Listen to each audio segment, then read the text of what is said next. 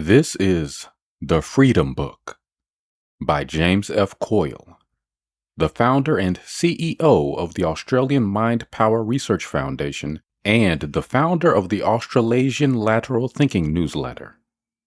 From the author: I achieved true freedom when I was 60 years old. If I had known earlier what I know now, I would have achieved this at 25.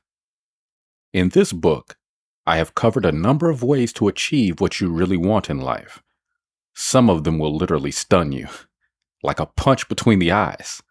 Oh, they're different, unique, and highly workable, and most of them are outside of the box. I doubt whether you have read material like this before or heard it. It has been described as a breath of fresh air. Each and every chapter has these lateral solutions to issues that currently bug you. After you have heard this material, it is very likely that you will feel different and never be the same again. It might be your wake-up call. While writing this book, I have detailed certain actions you can take to improve conditions for yourself, and I have assumed you have a certain amount of freedom to make choices. But I recognize that there will be a small percentage of individuals who have no choice whatsoever and who will be unable to use the knowledge in this book. In the meantime, anyway. But things change. Situations change. And it is almost certain there will come a time when you can break free. For those who feel totally stuck right at the present time, I have this to say to you. Time changes everything. Wait it out. It will happen. You will recognize when the time is right to make a move. Decide this for yourself. Do not take advice from others. Personally, I never give advice because if it happens to be wrong, then I get the blame. I simply tell people to lay out their problem in detail. Then, after considering it, I tell them how I would probably handle it. Then I suggest they might like to deal with it along similar lines, but the choice is theirs. This way, I have no liability, but I have done the best I can for them. When you meet up with individuals who are always giving advice, ignore them. They are not worth listening to. I constantly meet up with people who suffer easily correctable problems, but most of them simply do not recognize the specific problem.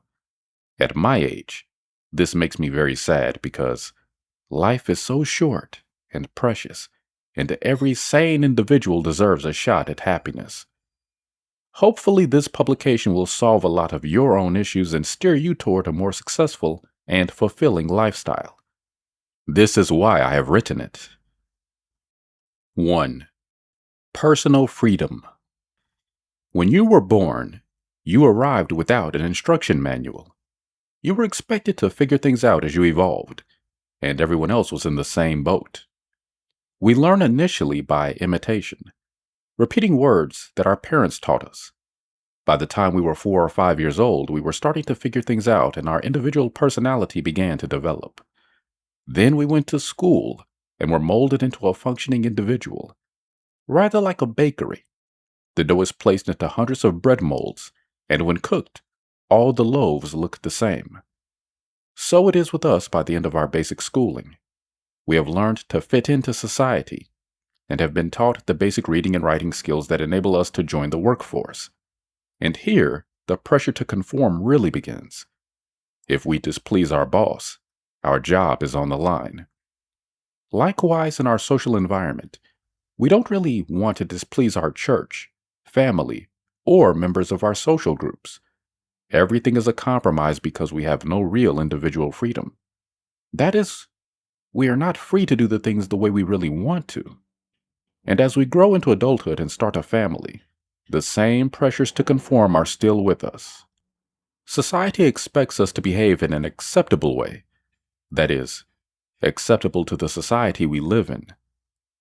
As we progress through life, we slowly come to the realization that we are not a free spirit and never have been. It gets to the point where many individuals suddenly rebel and go off at a tangent, which is why so many marriages fail these days. In the good old days, unhappy marriage partners stuck together for the sake of the family. There used to be tremendous social pressures on married couples to hang in there.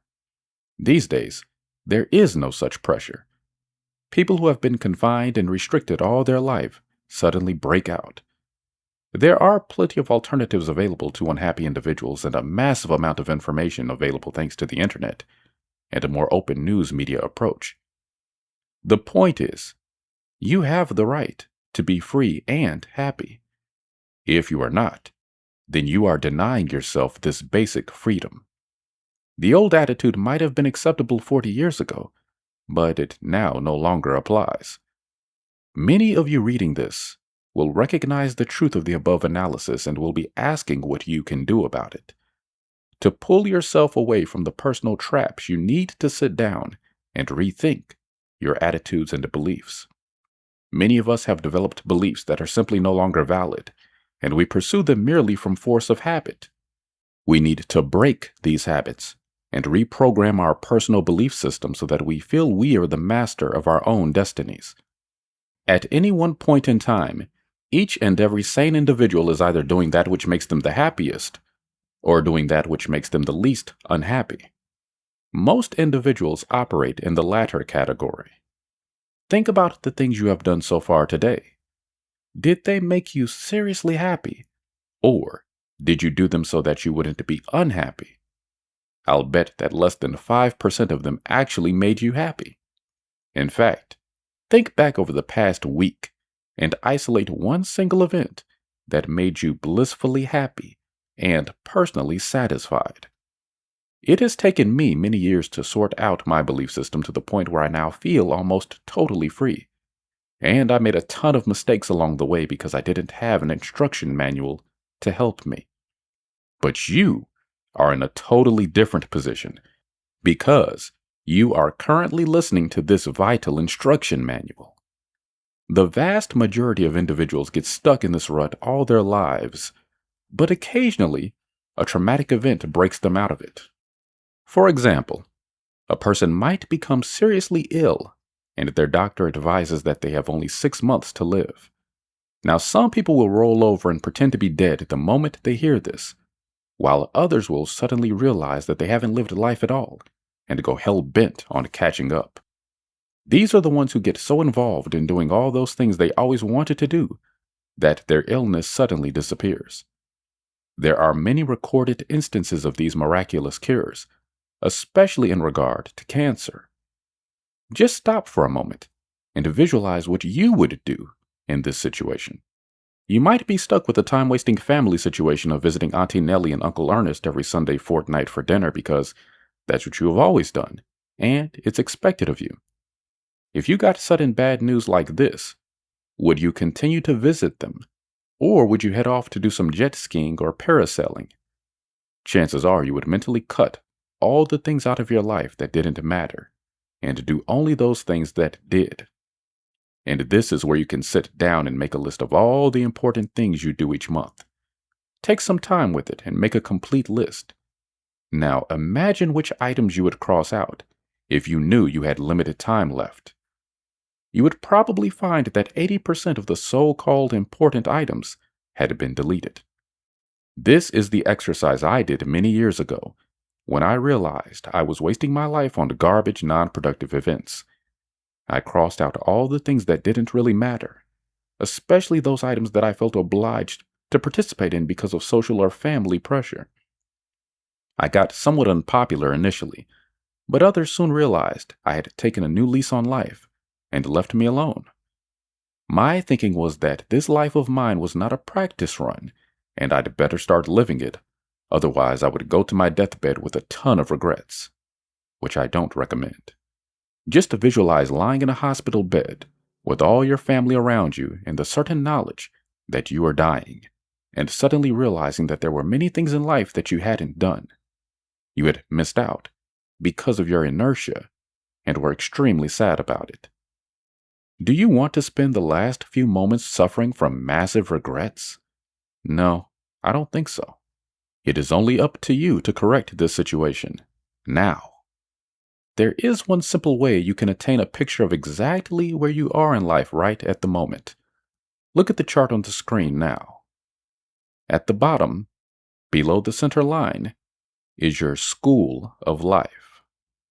This era represents all the things you have learned in the past, right up to the present day. The center line, which is today, is your graduation day. You have just completed your course in living and learning. Above this is your future. The decisions you make from now on will affect your future. If you make bad, ill-thought-out decisions, you might be stuck with them for years to come. But if you make well-considered, thoughtful decisions from now on, life should become more of a breeze. This chart applies no matter how old you are or where you are currently at in life. It is the first of your instructional guides for the future. Study it carefully and put some deep thought into the concept. It worked for me, and it can work for you. In fact, it was the start of my new life. Your graduation day is today. If you wish to develop personal freedom, you need to take basic life-changing steps like this, otherwise you will remain in a rut. It is not always easy to do so, because you run the risk of offending others. But then again, it is your life, and you have the absolute right to run it as you wish. There will be those around you who have been manipulating you to their own advantage. These individuals will try to make you feel guilty, and by far the best way to deal with these types is to move away from them to another locality. Of course, this is not always possible, and you might be stuck where you are. Sometimes you have to get extremely blunt with these types so that they get the message. I remember vividly having a conversation with a lady many years ago about this. She was demanding that I do something that I didn't want to do. I said to her, "Would it make you happy if I did this?" She said, "Yes, it would." I then said, "Well, it would make me unhappy. So why should I do this for you just to make you happy when it would make me unhappy?" She then accused me of being selfish. I then quite forcefully pointed out that the selfish attitude was hers because she wanted her happiness enhanced at the expense of others. At the end of it, she muttered away to herself and left me alone. As you change your personal priorities, you will run into all sorts of situations like this, but you only have to stand firm, and they will give up on you. If you belong to a church group, you will probably find your new belief system even more difficult for them to accept. You simply point out that their selfish attitude is non-Christian, as they are not displaying a tolerance for another person's point of view. Further point out that if they were a true practicing Christian, they would exhibit this tolerance. Point out to them that the principles of Christianity require them to have tolerance for others. Logic like this normally settles them down. The position you are in today has been brought about by personal decisions you made in the past, some bad and some good.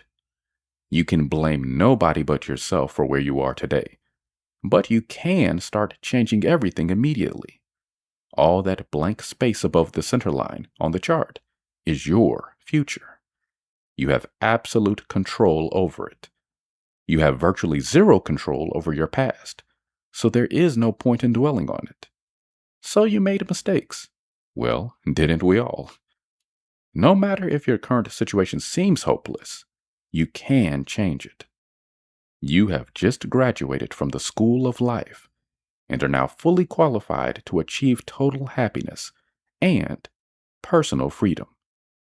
The first vital thing to do is to cut the garbage situations and people out of your life.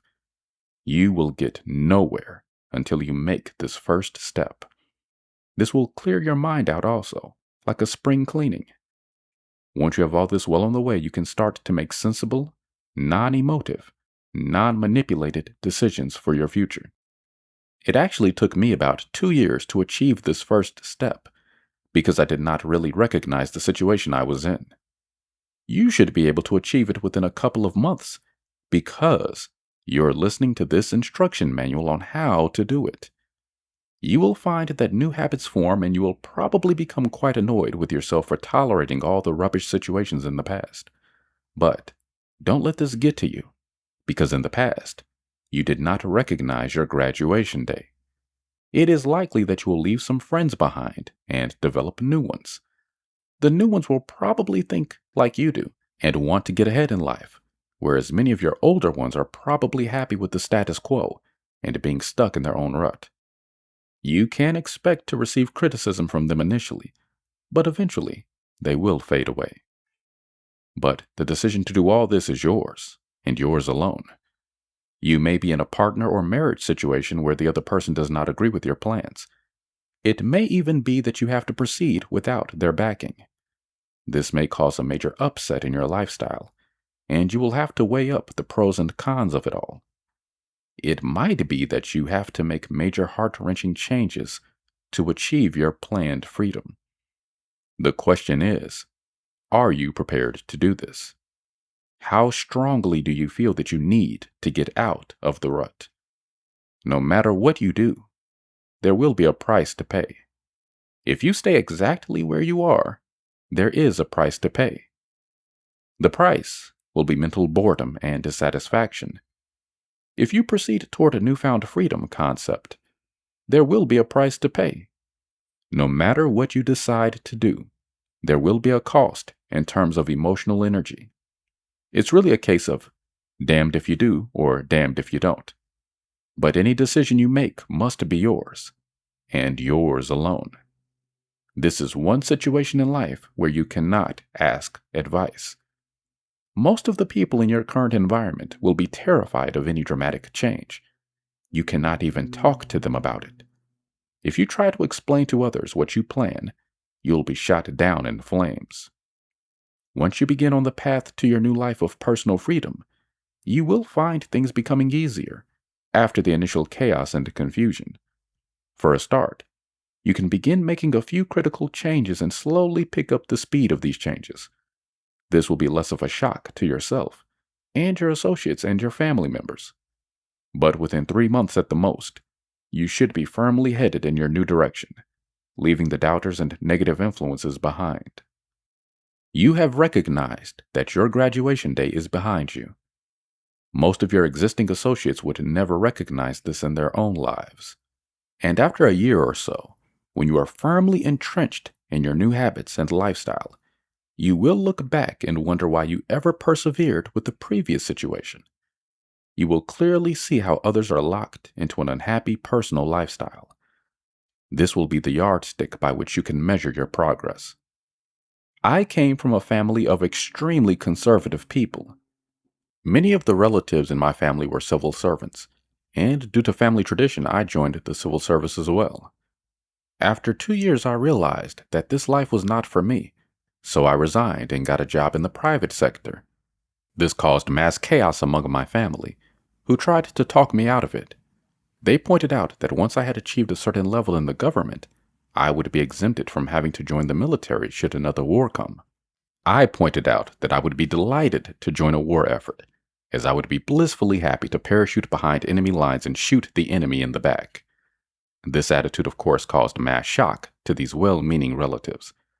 They were thoroughly nice people, and as a youngster, I had a lot of time for them, but I recognized early in the piece that they inhabited a world that I did not feel comfortable with.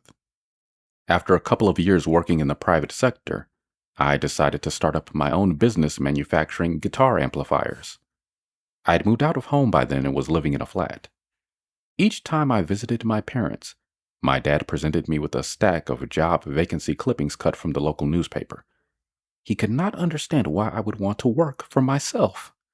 I struggled along with this embryo business for the first year until it finally got on its feet. I think Dad accepted the whole thing the day I drove up to his house in a late-modeled car I had just been able to purchase for cash. I was fascinated with aircraft in those younger days and took up gliding as a hobby. This also caused mass panic among my family, who advised me in no uncertain terms that flying was dangerous, and they were all starting to suspect my sanity. The situation grew vastly worse when I bought a motorbike. The relatives all knew for certain that I had joined the ranks of the temporary New Zealander. Then I did something that caused the relatives to stop talking to me, as I had become the black sheep of the family. I took up skydiving. They all knew for certain that I wouldn't be around for much longer. Which is strange because I enjoyed the sport for many years without actually killing myself. In those days, we used the older type round parachutes which weren't noted for their opening reliability. These days, jumpers use the rectangular ram air chutes which open in a vastly more reliable manner. I then moved my expanding business operation to the nearest large city of Wellington and ended up owning a substantial electronic kit set retail and manufacturing operation. I guess the negative influences in my earlier life encouraged me to get out of that lifestyle into something more fulfilling and satisfactory. And the relatives, I have absolutely no idea where they are these days. I totally lost contact with them, which is a good thing really because at the age of 67, I learned to fly a helicopter and I got my license. I could easily visualize these good folks rolling over on their backs with arms and legs waving in the air, muttering to themselves, "We're all going to die. We're all going to die."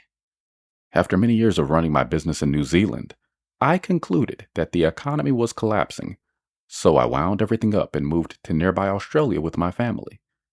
Quite a major shift, but necessary for peace of mind. After living there for 10 years, my kids have grown up and were starting to do their own thing in life. I concluded that my marriage was not worth keeping, so I divorced, and not long after moved to the nearby Pacific Island country of Vanuatu. And this is where I live today. Vanuatu is a country of minimal rules and regulations, with absolutely no income or capital gains taxes. It has taken many years for me to feel personally free, and there was a price to pay every step of the way. But it has happened. Now that graduation day has arrived for you. What are you going to do? 2. Financial freedom. The vast majority of us are trapped in a financial situation which is not to our liking. Standard social pressures encourage us to buy items on hire purchase, which means we are mortgaging our future income. This locks us into a steady job, which we may actually detest. The idea of buying a family home with a mortgage actually makes sense, as over a lengthy period of time the home will increase in value, thereby increasing our equity in it. When we eventually sell it, we usually exit with a substantial amount of ready cash. However, the worst thing we can possibly do is to buy a car, white goods, or furniture on hire purchase. This is because the moment we take delivery of these brand new goods, they become second-hand, and their resale value drops alarmingly.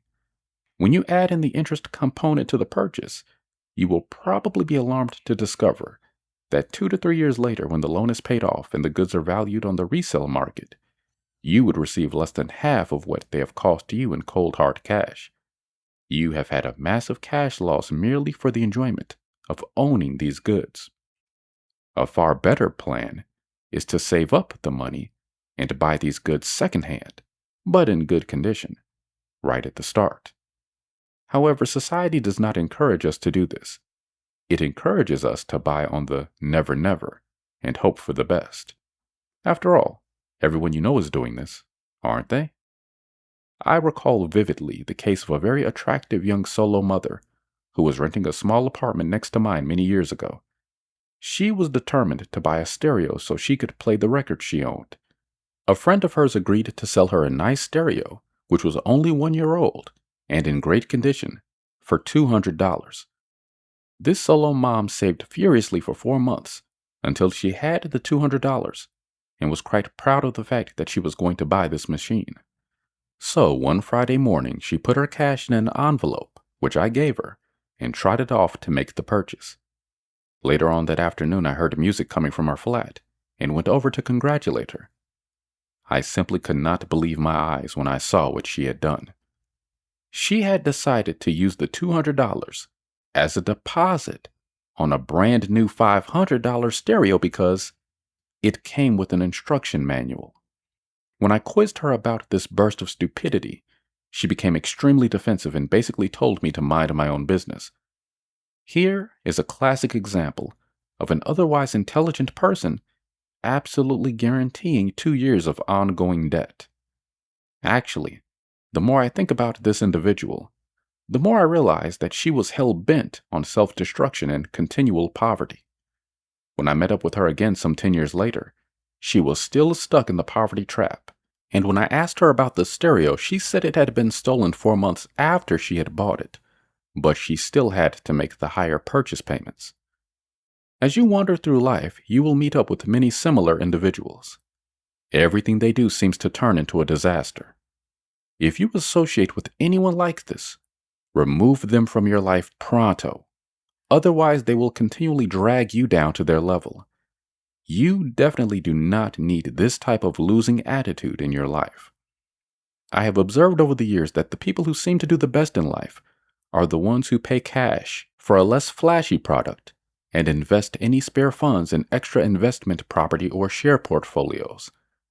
I have further observed that even those who end up with millions of dollars often have trouble hanging on to it. Many of these people start to take financial risks because they feel overconfident with their wealth base, and they frequently come unstuck.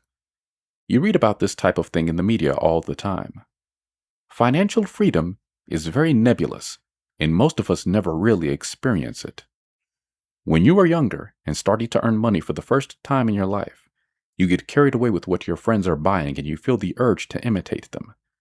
Many young people spend furiously for the first 5 or 6 years before they start thinking about saving a deposit for a property purchase. And if they should lose their job in the meantime, they experience massive stress and cease to function properly. They eventually realize that all the money they have spent on higher purchase items has been totally wasted. The basic principle of financial freedom is to live within your current means. That is, to spend less than you earn and avoid entering higher purchase commitments that depreciate radically in value and lock your earnings down for years to come. These are exactly the mistakes I made earlier in life. I was about 28 when I bought my first house, but in the meantime had bought various cars and 2 light aircraft on hire purchase. I was able to rent the aircraft out to the local aero club at times to offset my loan payments somewhat. But at the end of the time when eventually the planes were sold, I figured I had basically broken even financially and had several hundred hours cheap flying.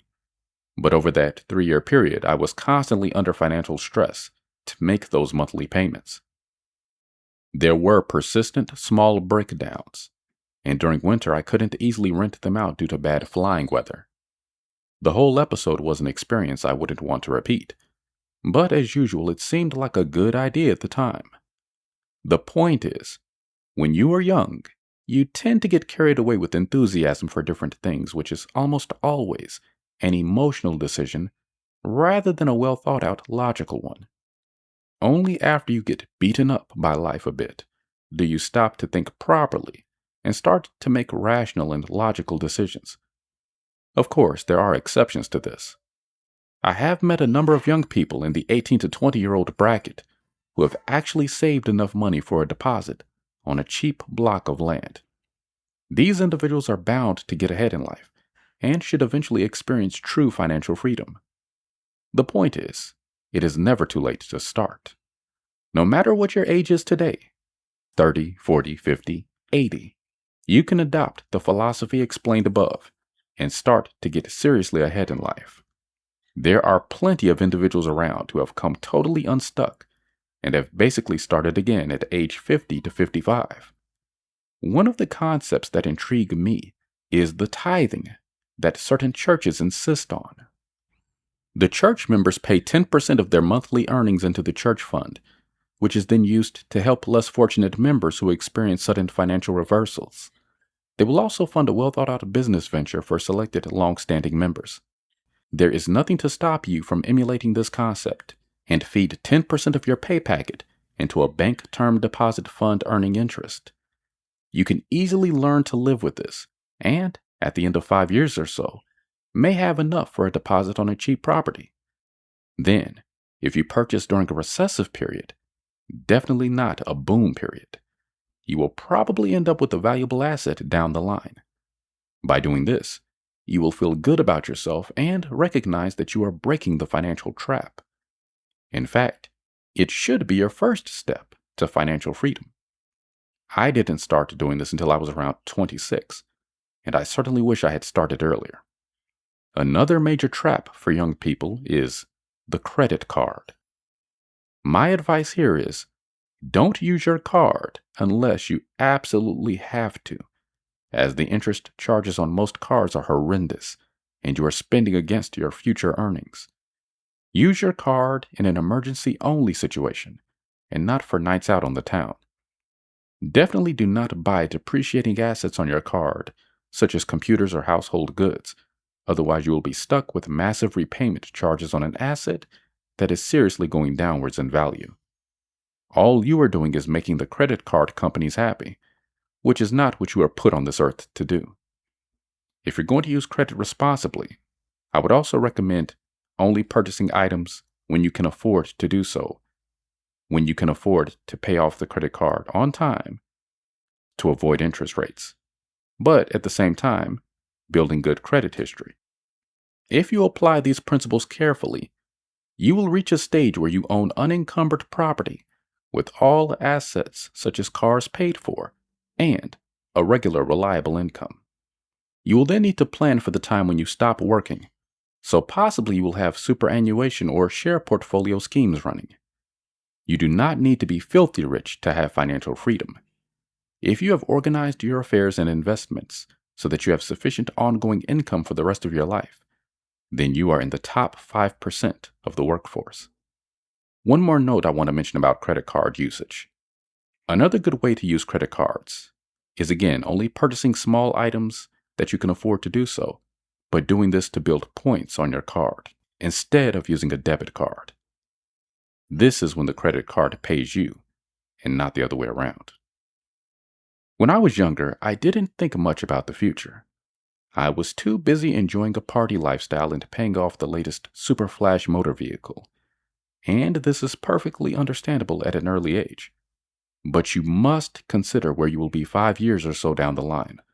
Otherwise, life will pass you by, and you will end up like the other 95% of the workforce, basically broke.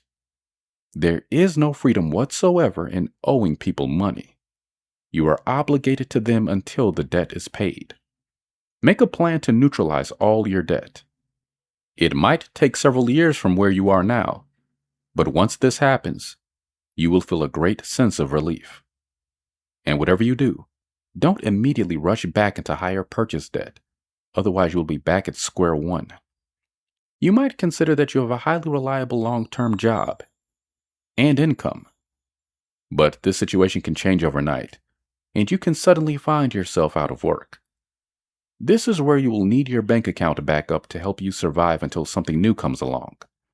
A very high percentage of working individuals have absolutely no backup whatsoever, and when their income fails, they suffer the horrible experience of having assets repossessed.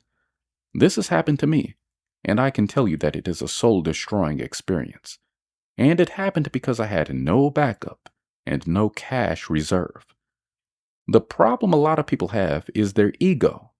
Those who try to keep up with the Joneses often suffer from this. Let us suppose that the Jones family next door have just bought a brand new car and are happily flaunting it off for all to see. Now, if you suffer from large ego problems, you might be tempted to emulate them, even though you can't afford it. So you trot off down to the local car dealer and buy an even bigger and better car just to appease your ego. The problem is, you have agreed to a 5-year hire purchase plan that you can't really afford. Even worse, when you have finally paid the car off 5 years later, it is only worth a half of what you initially paid, and the high interest rates amount to about the same value. So basically, your car is now worth about a third of what you have paid out in cold hard cash. Even worse still, these repayments have come out of your taxable income, so you have lost a significant amount more. All because of your ego.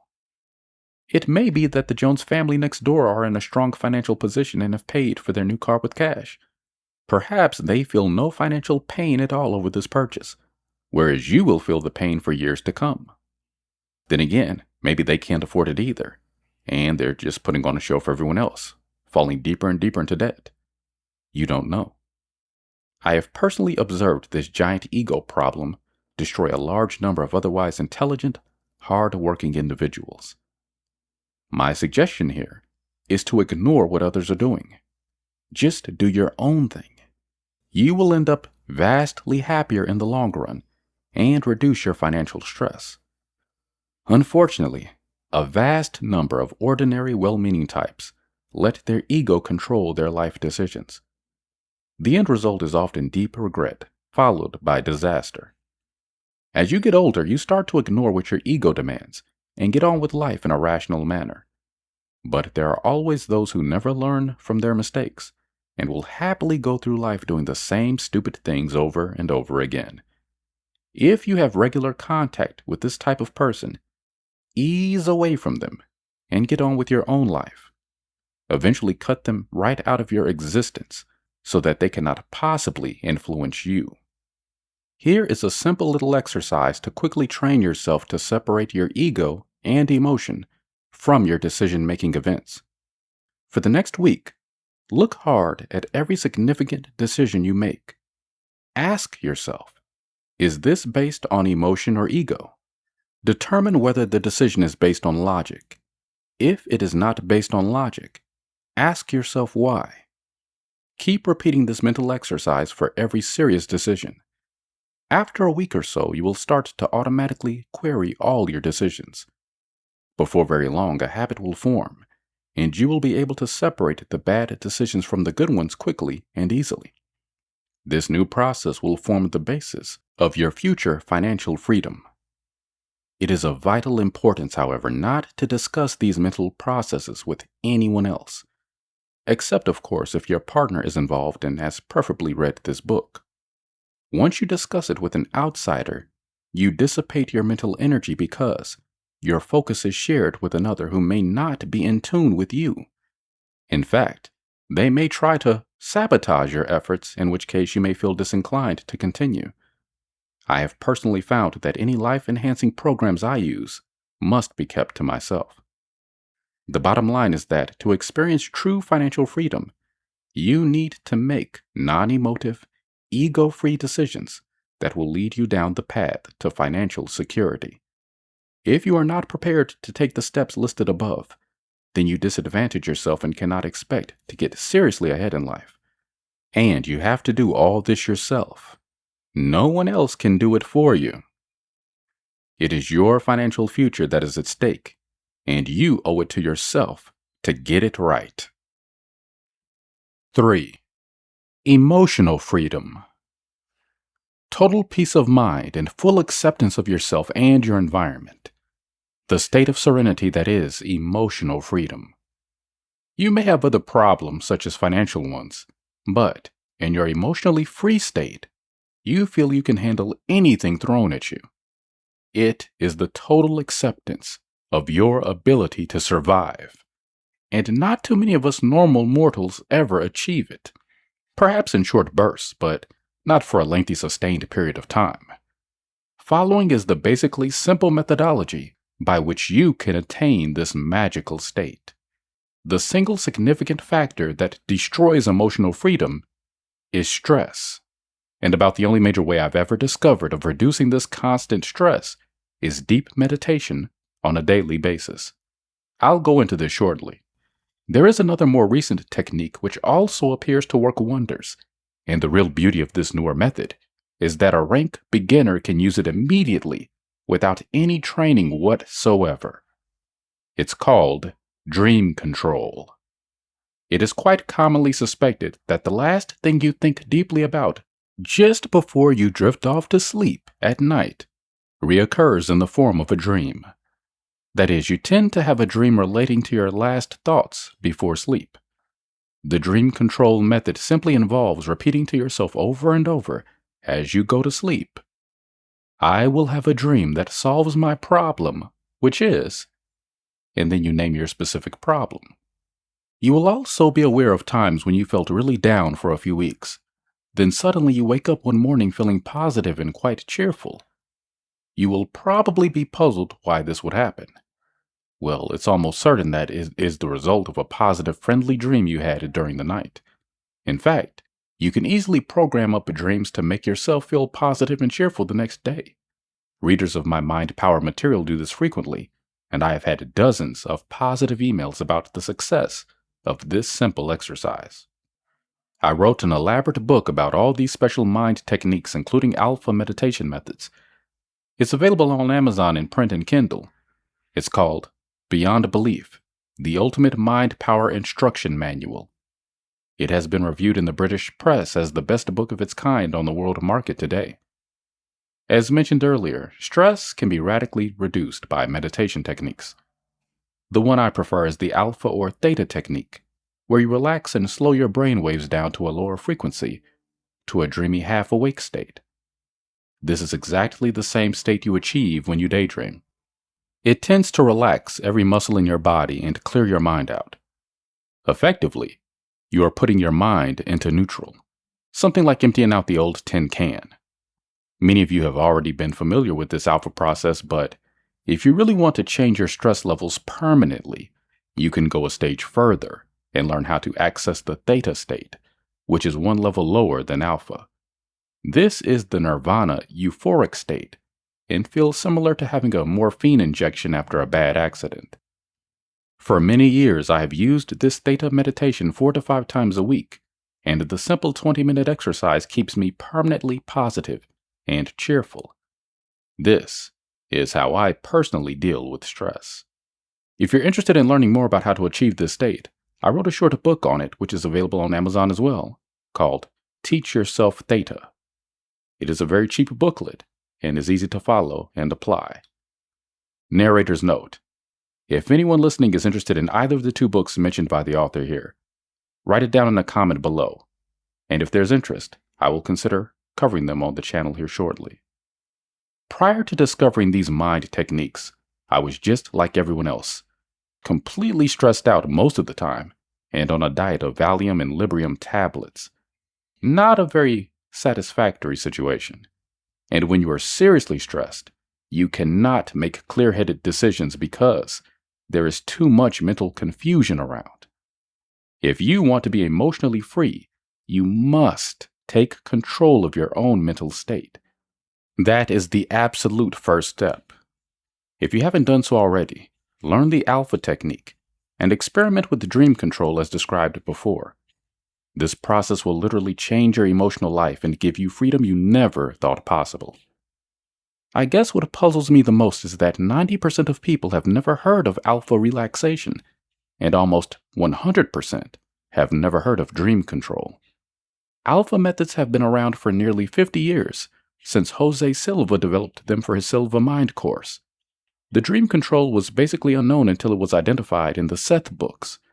My Mind Research Foundation in Australia experimented with dream control for nearly 3 years, before we finalized the methodology to use it reliably.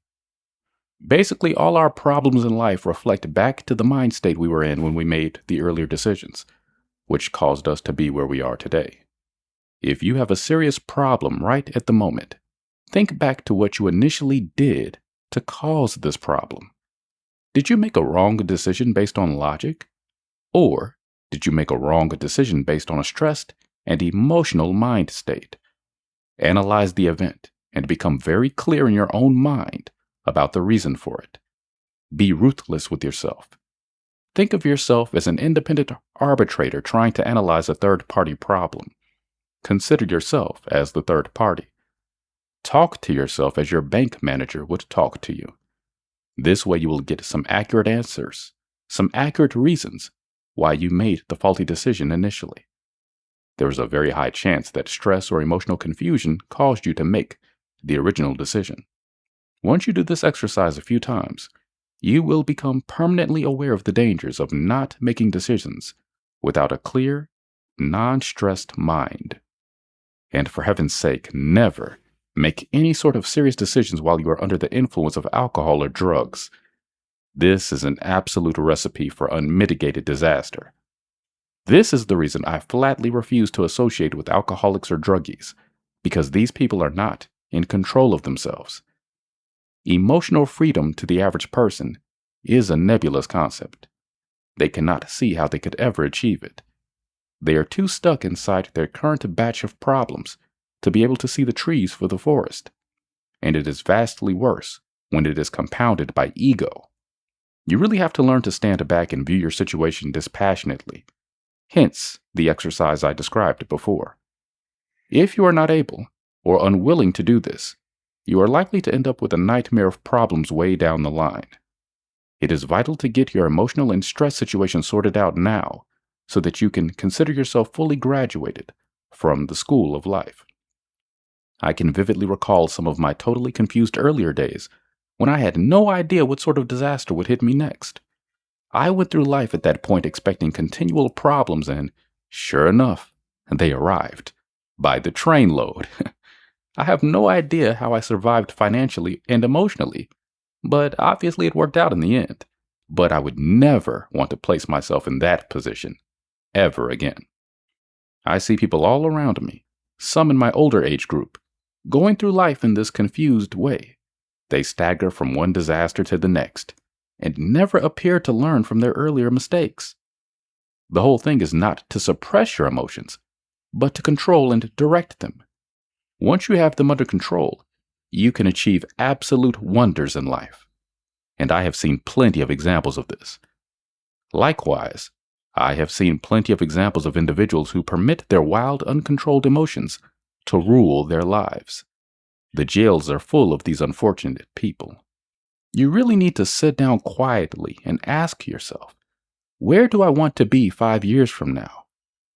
10 years is too long a time period for a plan, especially for younger people, and 2 to 3 years is usually too short, as it takes a life plan a few years to formulate. The problem these days is that we want and expect instant gratification. We want to be able to buy that new car now instead of waiting a couple of years while we save the money. But when it comes to a plan for the future, there is no hire purchase shortcut.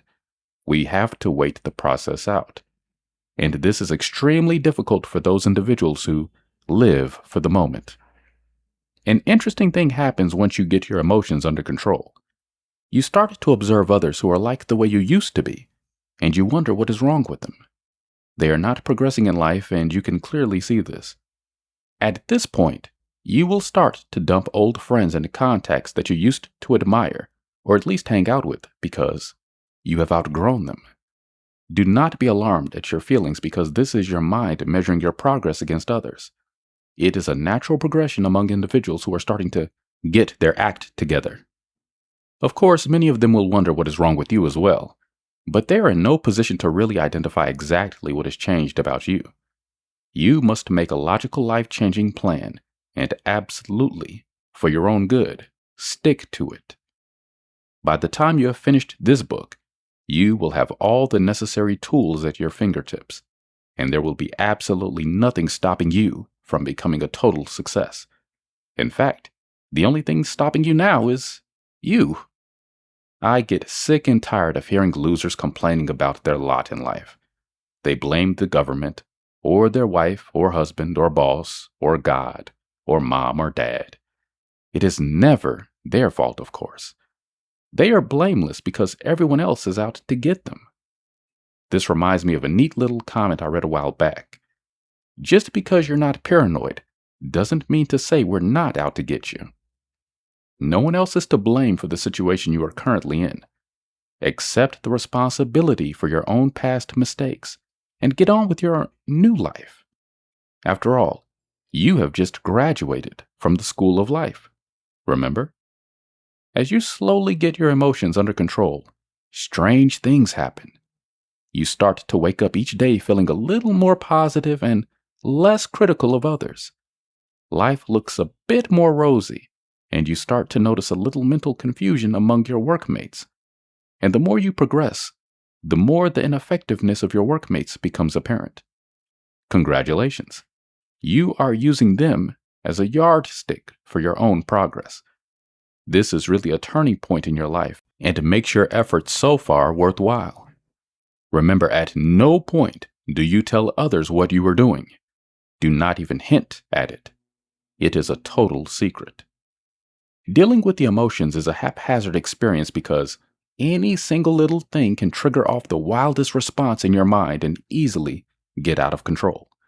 Even those like myself, who regularly practice deep theta, can get caught up in a totally unexpected emotional event. Admittedly, they are few and far between these days, but they still happen occasionally. My usual attitude these days is to let the event ride out and see how I feel about it tomorrow. This gives a cooling down period, which I've noticed works quite well for me. I can't see any point in letting my emotions run riot, then regretting it later. When I was younger, I used to let these things get to me. Then the next day I had to go back to the offended party and apologize. I concluded that I hated apologizing to people because this meant I had done something seriously wrong. And if you have offended people and don't apologize, then you feel bad about yourself, and worse still, they feel bad about you.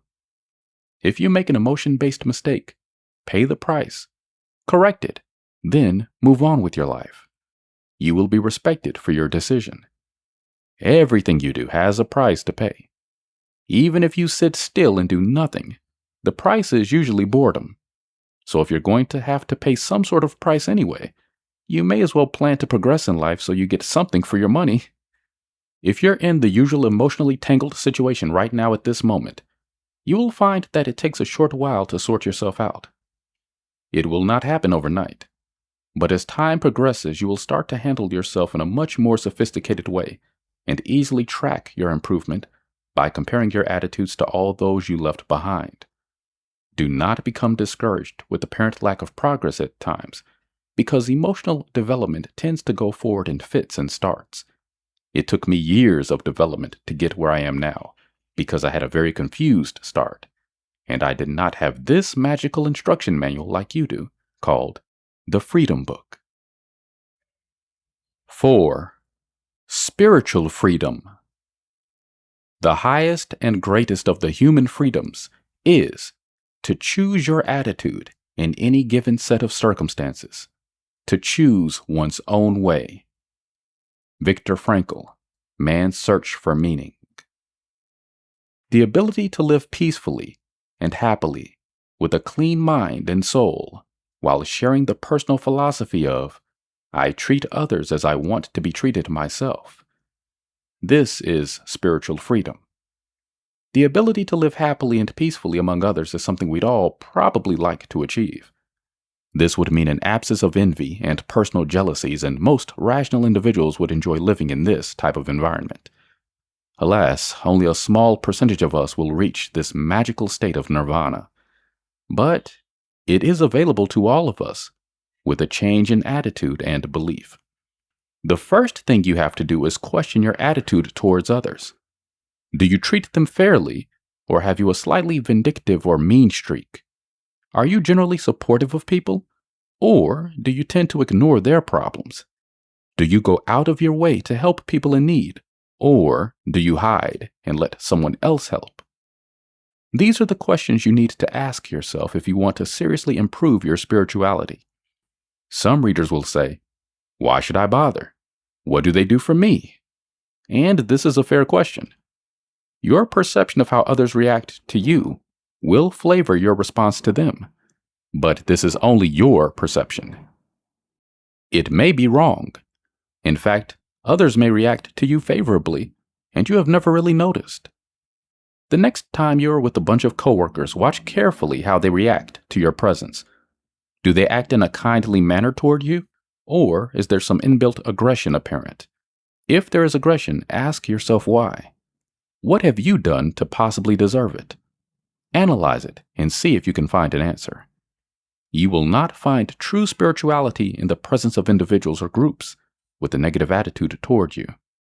So somehow this problem must be solved. It is up to you to figure a way to do it. You must be at peace with all around you, and they must be at peace with you. Take a look at the most popular person in your group. What is it about their attitude that attracts people, and why aren't you in the same situation? What is different about their attitude and demeanor? One thing is for certain, though. It is totally unlikely that they will be part of the office gossip fraternity. These individuals do not talk about others behind their backs. In fact, when I personally come into contact with this type of bad-mouthing individual, I steer well clear of them.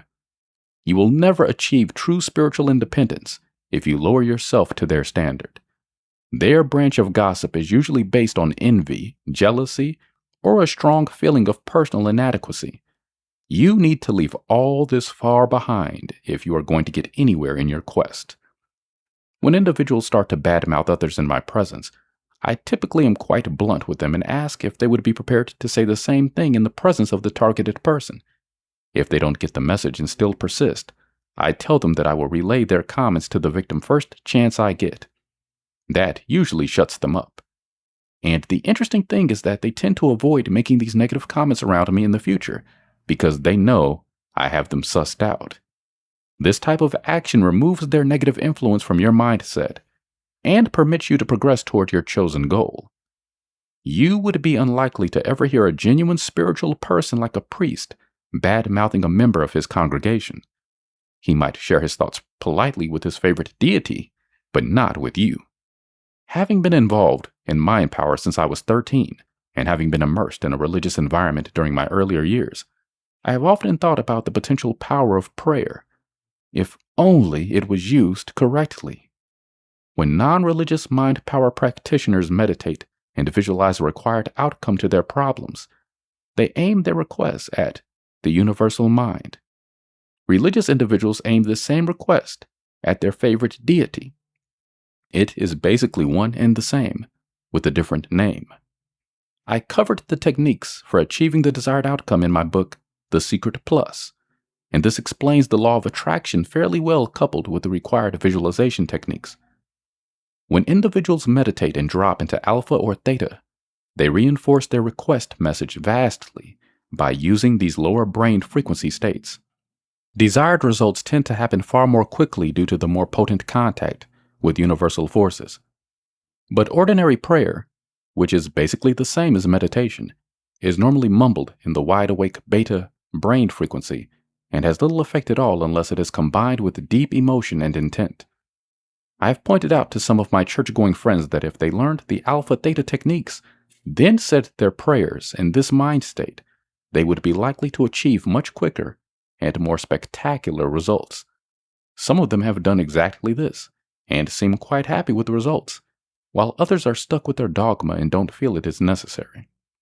Controlled and directed consciousness will help supply the spiritual development you are seeking, because there appears to be nothing more powerful in the known universe than totally dedicated and focused consciousness. Some years ago, while I was visiting the USA, I was invited to a Californian PK party. This was a psychokinetic event.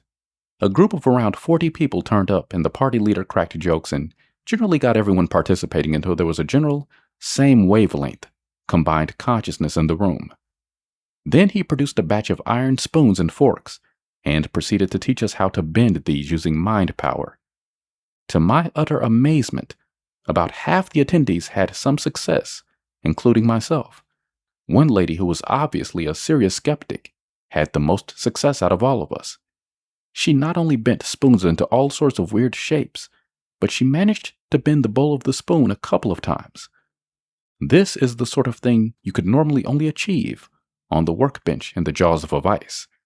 When she tried to straighten it out afterwards, the metal snapped in half, and on closer inspection, the metal appeared to have turned crystalline in structure. Very strange stuff, but it obviously worked. This was a fantastic demonstration of the effect of the conscious mind on matter. For those searching for a higher spirituality, knowledge of this sort helps you become aware of the inherent powers within you. Consciousness appears to be a form of intense energy. Otherwise, how could these inert metal spoons and forks be affected? Einstein proved that matter and energy are interchangeable with his very famous formula E = mc squared. Which brings us to basic atomic structure and its associated subatomic particles, which then leads us to the bottom level, which appears to be a sea of consciousness. First, we have solid matter, which is made up of molecules, which, as we all know from our school days, consist of atoms. These are broken down further into an increasingly larger range of what are generally known as subatomic particles. Underneath this appears to be a sea of energy, and it appears these solid particles are formed in clumps from this energy source. There is deep suspicion that consciousness plays a part in this. Below this basic energy source, there appears to be a sea of total consciousness, but it is likely to be many years yet before this is fully identified. My reason for explaining all this to you is to convey that your consciousness is the all-important force. It not only controls you, but matter around you. You can now see that having your own consciousness under control should achieve wonders. And this is where spiritual development comes into the picture. If you use the techniques described above, coupled with a tighter control of your consciousness, there is no reason whatsoever why you can't achieve the spiritual state you require. However, you have to make logical decisions in life and go with the flow to attain the end results. I have seen some terrible decisions made which put individuals back to square one in their lives. On one occasion, an acquaintance who had spent 20 years amassing a sum of $2 million, this was some 25 years ago, decided to gamble it all on a real estate development in Queensland, Australia. I tried hard to talk him out of it as the project looked suspicious to me. However, he decided he would pray to God that night and seek answers. Sure enough, God answered his prayers and told him to go ahead. The project was a disaster and he lost almost all of his money. I strongly suspect his prayers were flavored by greed and he got the answer he really wanted. The point of this little story is to stress that lifestyle decisions must be based on logic, not on emotion or other vague input. You will totally destroy any chance of serious spiritual development if you make serious decisions for the wrong reasons. As you go through life, you begin to realize that you must treat others as you would want to be treated yourself. Those who adopt this philosophy tend to get ahead and become more successful. For serious spiritual development, this is a very important attitude to develop. You may not wish to end up with the same lifestyle and philosophy as your local priest or pastor, but you can go a long way toward developing their style of peace of mind without having to wear the strict doctrine. The whole concept of spiritual freedom is to develop this peace of mind where nothing seriously worries you. You will still have your personal reverses and successes, but they won't concern you so much. You won't get bitter and twisted about your reverses, and you will take your successes as they come without becoming too emotional. Spiritual freedom will level your life out and make day-to-day events easier to handle. This peace of mind reduces your stress levels drastically, so you can function properly. People who are seriously stressed out simply don't function correctly, and I'm certain you have seen plenty of these types of unfortunate individuals. All their actions are of the panic and knee-jerk type, and they tend to make decisions that cause them severe emotional pain in the future. You may feel inclined to expand your spiritual freedom to encompass your religious beliefs in the hope that it will make you a better person. This is an admirable aim in life, and I would certainly personally encourage you. But I would point out here that you are likely to be far more successful if you learn the alpha and theta mind meditation techniques. Then you will really make a solid connection with the cosmic forces. Once you thoroughly learn these techniques, you have them for life. In the same way that once you learn to ride a bicycle, you will always know how to. Life is too important to mess up. It is not a practice run, so you only have one chance at it. Aim at becoming as spiritually pure as you can, and using the amazing power of your mind to attract those things you really want in life.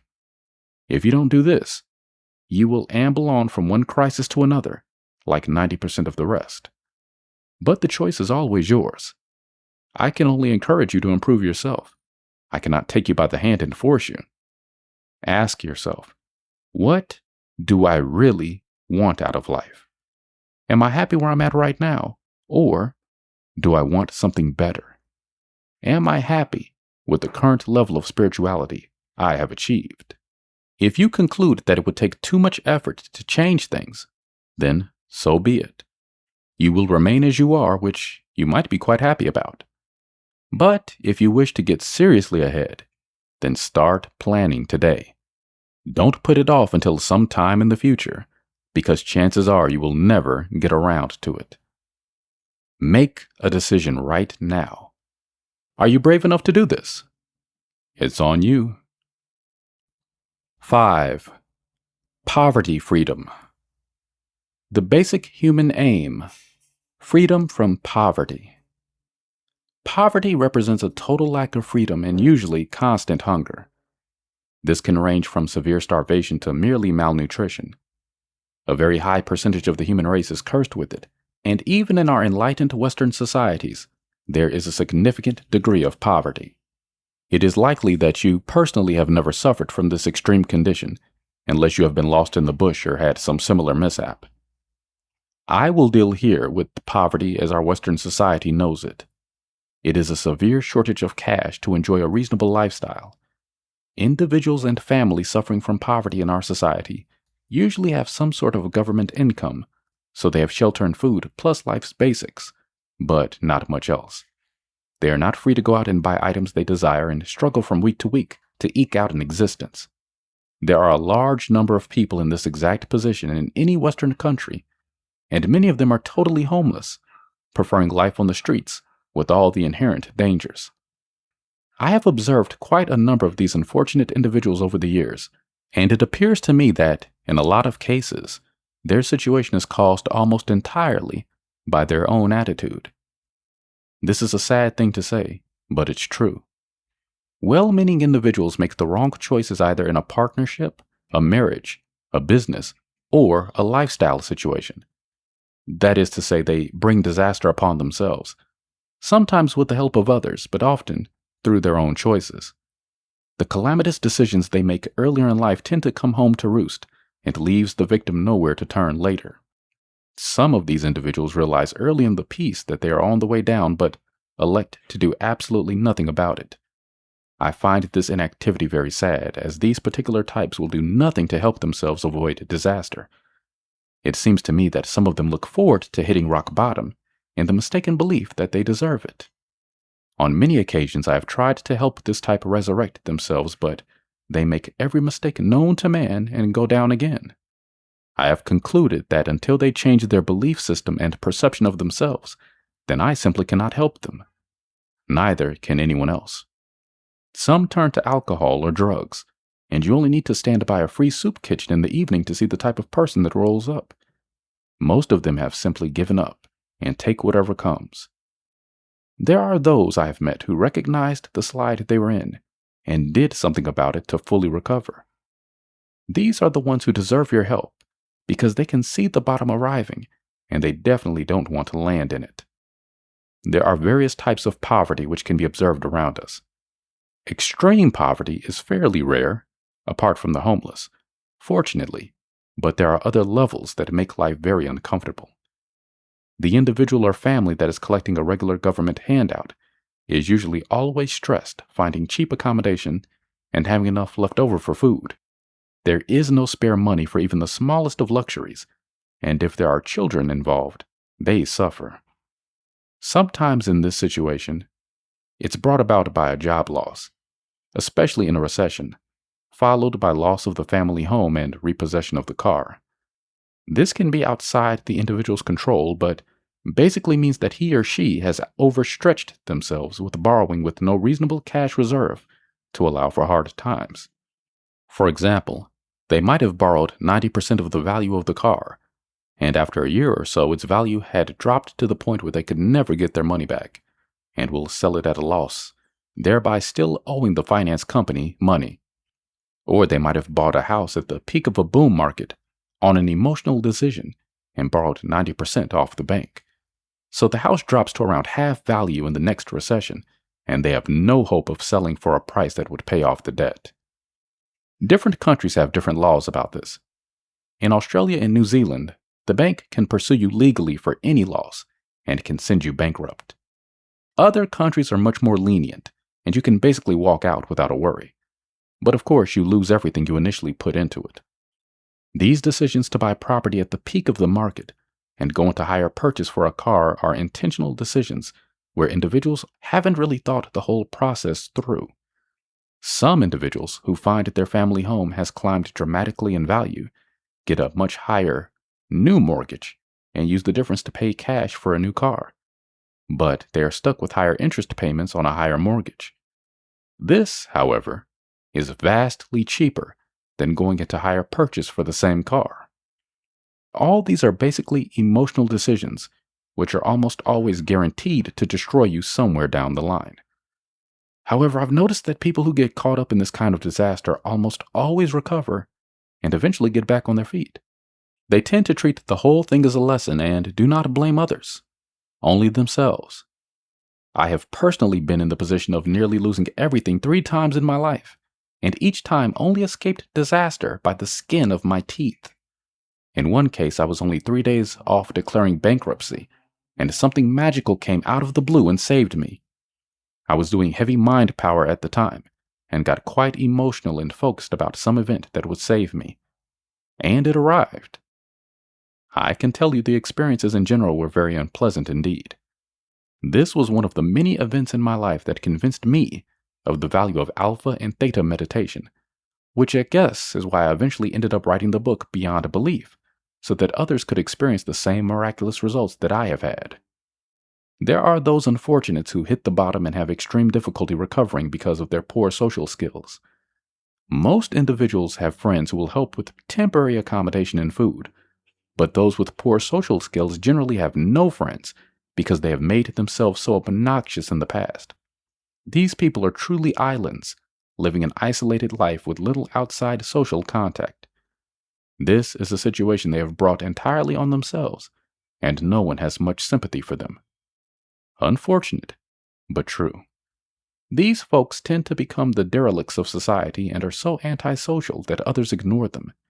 If you do try to help, as I have done, they are extremely ungrateful. And as one of these people told me, I don't want any help from rich bastards like you. This happened in front of a shopping arcade, and I had wandered past in old clothes as I was buying bags of cement.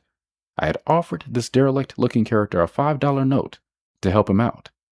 I certainly did not look rich, and was somewhat stunned by his attitude. If your mind is filled with images of disaster, then that is what you get. If it is filled with images of eventual success, then that is what you will get. I have proven this to myself at least 12 times over, but I have to admit that it is very difficult to visualize success when the landlord is hammering on your door demanding the back rent. But no matter how low you believe you have sunken, just remember this. There are always those who are worse off, far worse off. Look around you and observe these people, and be grateful that you aren't in their position. In almost every circumstance, poverty is brought about by a mind state. A negative loser's mind state will virtually guarantee poverty. If everything is suddenly falling apart around you, please realize that this situation is brought about by decisions you made in the past. You may try to lay blame on your partner, or business associates, or your family, but you were part of that original decision-making process. The final blame lies with you. No point in trying to lay off this blame on someone else. So what can you do about it? First, make sure you have a decent attitude towards others and hastily develop your social skills if they are lacking. Then, start visualizing exactly what it is you want out of life. Daydream about this, and think about it as you go to sleep at night. If you feel negative thoughts coming on, suppress them. Think only of the good things you want, not the bad things that have already happened. The point is you have no control over your past, but infinite control over your future. So focus on your future only. There is absolutely no point in dwelling on your disastrous past, as you cannot change it. Where possible, avoid mixing with people in the same position as you are currently in, as their conversation and attitude will only drag you deeper. You do not need their negative input if you seriously wish to drag yourself out of the hole. If you have been reasonably successful in life before, then you can easily regain this position because you have the runs on the board. That is, you know how it's done. Beginners in life's journey have no idea how things are done, so they are at a disadvantage. So if you have just lost your house and the car, you grit your teeth and vow to recover as quickly as possible. Because you have previously been successful, you can easily visualize the things you want in the future by remembering what you had in the past. You simply draw a line above your past and treat it as the school of life. Start again with your life graduation certificate in your hand. chances are you will achieve what you want far more quickly this time around. And if you reckon life has treated you roughly, spare a thought for those millions of individuals in third world countries whose daily aim is to find enough food to eat. That sort of puts things in perspective, doesn't it? You have to be realistic and logical. If you aren't, things might fall apart. Let me give you an example of a character I befriended many years ago. I'll call him Jack. He was an innovative builder and had invented this new form of house construction that worked out 20% cheaper than equivalent homes. And because of the nature of the material used, it had far better heat insulation properties. Now, he presented this idea to various building firms and attracted a lot of serious interest.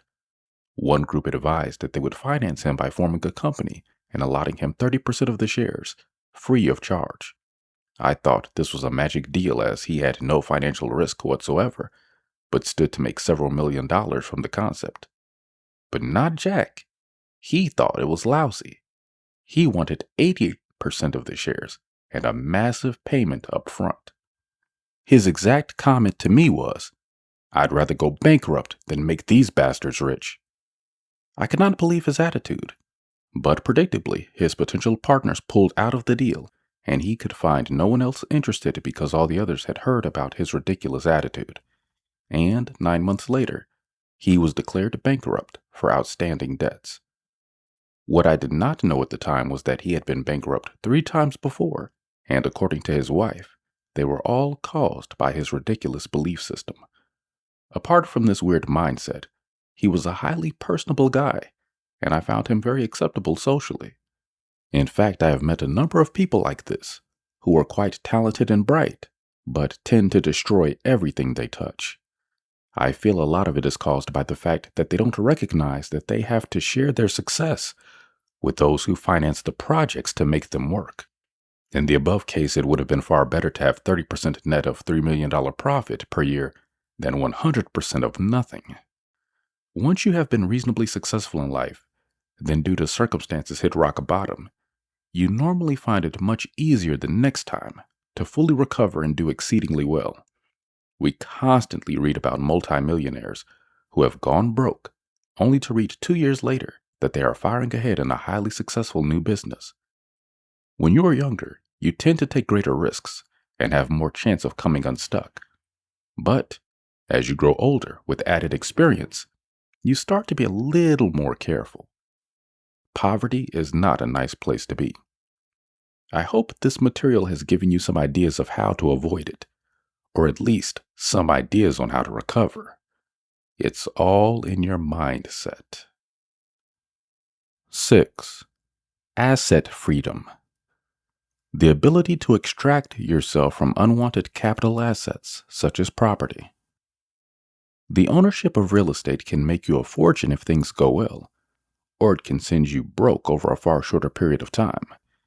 The trick is timing. Unless you have had a lifetime of experience in real estate and learned all the pitfalls, you run the risk of coming unstuck in a big way. The purchase and sale of real estate is usually done with money, but occasionally some sort of trade might be included. For example, you might contract to buy a house for $400,000, but at the same time sell the vendor a block of land you own worth $50,000. He might like this block of cheap land and agree to accept it as part of the purchase settlement. This is generally known as a property trade. The reason he has agreed to this deal is that you can't raise the whole purchase price and need to sell this cheap block to raise all the capital. The vendor recognizes the difficulty and decides to take your block as part payment to facilitate the transaction.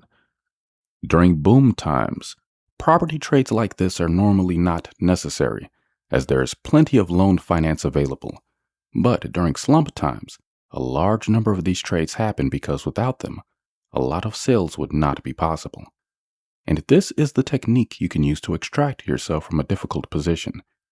In fact, there are multiple techniques available which are generally unknown to the public. I spent nearly 10 years of my earlier life doing trades like this for myself and also for others. I found it fascinating but highly stressful, as I usually had 2 to 3 trades running at any one time. At one point, I was doing a trade involving three separate parties where one party wanted to swap a helicopter against some land to the second party, who would then on-swap this heli against a block of units belonging to a third party. There was always some cash adjustment involved, so the deals got highly complicated, but worked out all right because all three parties wanted the deal to happen. And that is the secret of trading. If both parties want a deal to happen, then there will always be a way. And during recession periods, there are usually a number of desperate vendors who are serious about achieving a result, so they are mentally much more flexible. Strangely enough, it is not always cash that vendors require. Sometimes a sale is made to relieve emotional pressure or partnership breakup requirements. Some vendors become extremely stressed out with their property for various reasons and will go to any length to get rid of it, even if it means taking as part payment a trade that they would not normally consider. I had a classic example many years ago when this particular vendor had his house for sale but there were no buyers. I wanted to buy it myself but didn't have the required deposit. I asked him what he was going to do with the money when he sold, and he told me that he was going to buy a new car and place the rest in the bank. I then asked what sort of car, and when I had this information, I visited the car dealers and found the exact model he was looking for. I then asked the dealer about hire purchase arrangements, and I discovered that I could buy it on 10% deposit, as I personally had a good income. I went back to this vendor and told him I would supply his car as a full deposit on the house and borrow the balance from the bank. The reason I did this was because I didn't have anywhere near enough for a deposit, but had great income owed to me from real estate sales commissions. Also, he had dropped the price of the house quite a far way below market value, and it was a top buy at the price. The next morning, I went with the vendor to see his bank manager and explained the deal. I would supply the car as deposit, which I would buy on hire purchase, which would be paid out from the commissions owed to me over the next 4 months. The bank was agreeable to lending me a mortgage, as I had a regular income and could prove it from tax returns. The bottom line was that 3 weeks later I owned the house, and the vendor owned a new car. The price of the house was lower than the market value as times were tough, so when things recovered 3 years later, I found that the house value had gone up nearly 30%. I had quickly paid the car off and was handling the mortgage with no problem. The bottom line was that I had gained nearly $40,000 equity in life, basically out of thin air, and lived in the house for free all that time. The mortgage costs were around the equivalent to the cost of renting a similar house. There is another way to solve a real estate problem. This is by trading up. Let's say you have a house worth $400,000 with a mortgage of $200,000. You are having extreme difficulty in meeting your mortgage payments as your income is dropped, and despite having advertised your property for sale, it has had no potential buyers at all. Things are looking a bit gloomy. Your local real estate agent mentions that there is a cheap motel for sale in the vicinity, and on the spur of the moment, you decide to have a look at it. The owner wants $800,000 for this 8-unit motel, which is somewhat run down as he has lost interest in the project. You are eventually able to set up a deal with the motel owner whereby he takes your house at $400,000 and you take his motel at $800,000. You are introduced to a finance source that is happy to loan you $620,000 to buy the motel, as it has an income that would cover the loan payments. On settlement day, you receive a check for $400,000, of which $200,000 is immediately used to pay off your house loan. In fact, this will happen automatically so the bank can release your existing mortgage. The motel owner has been paid his $800,000 in the form of $400,000 cash plus your $400,000 home.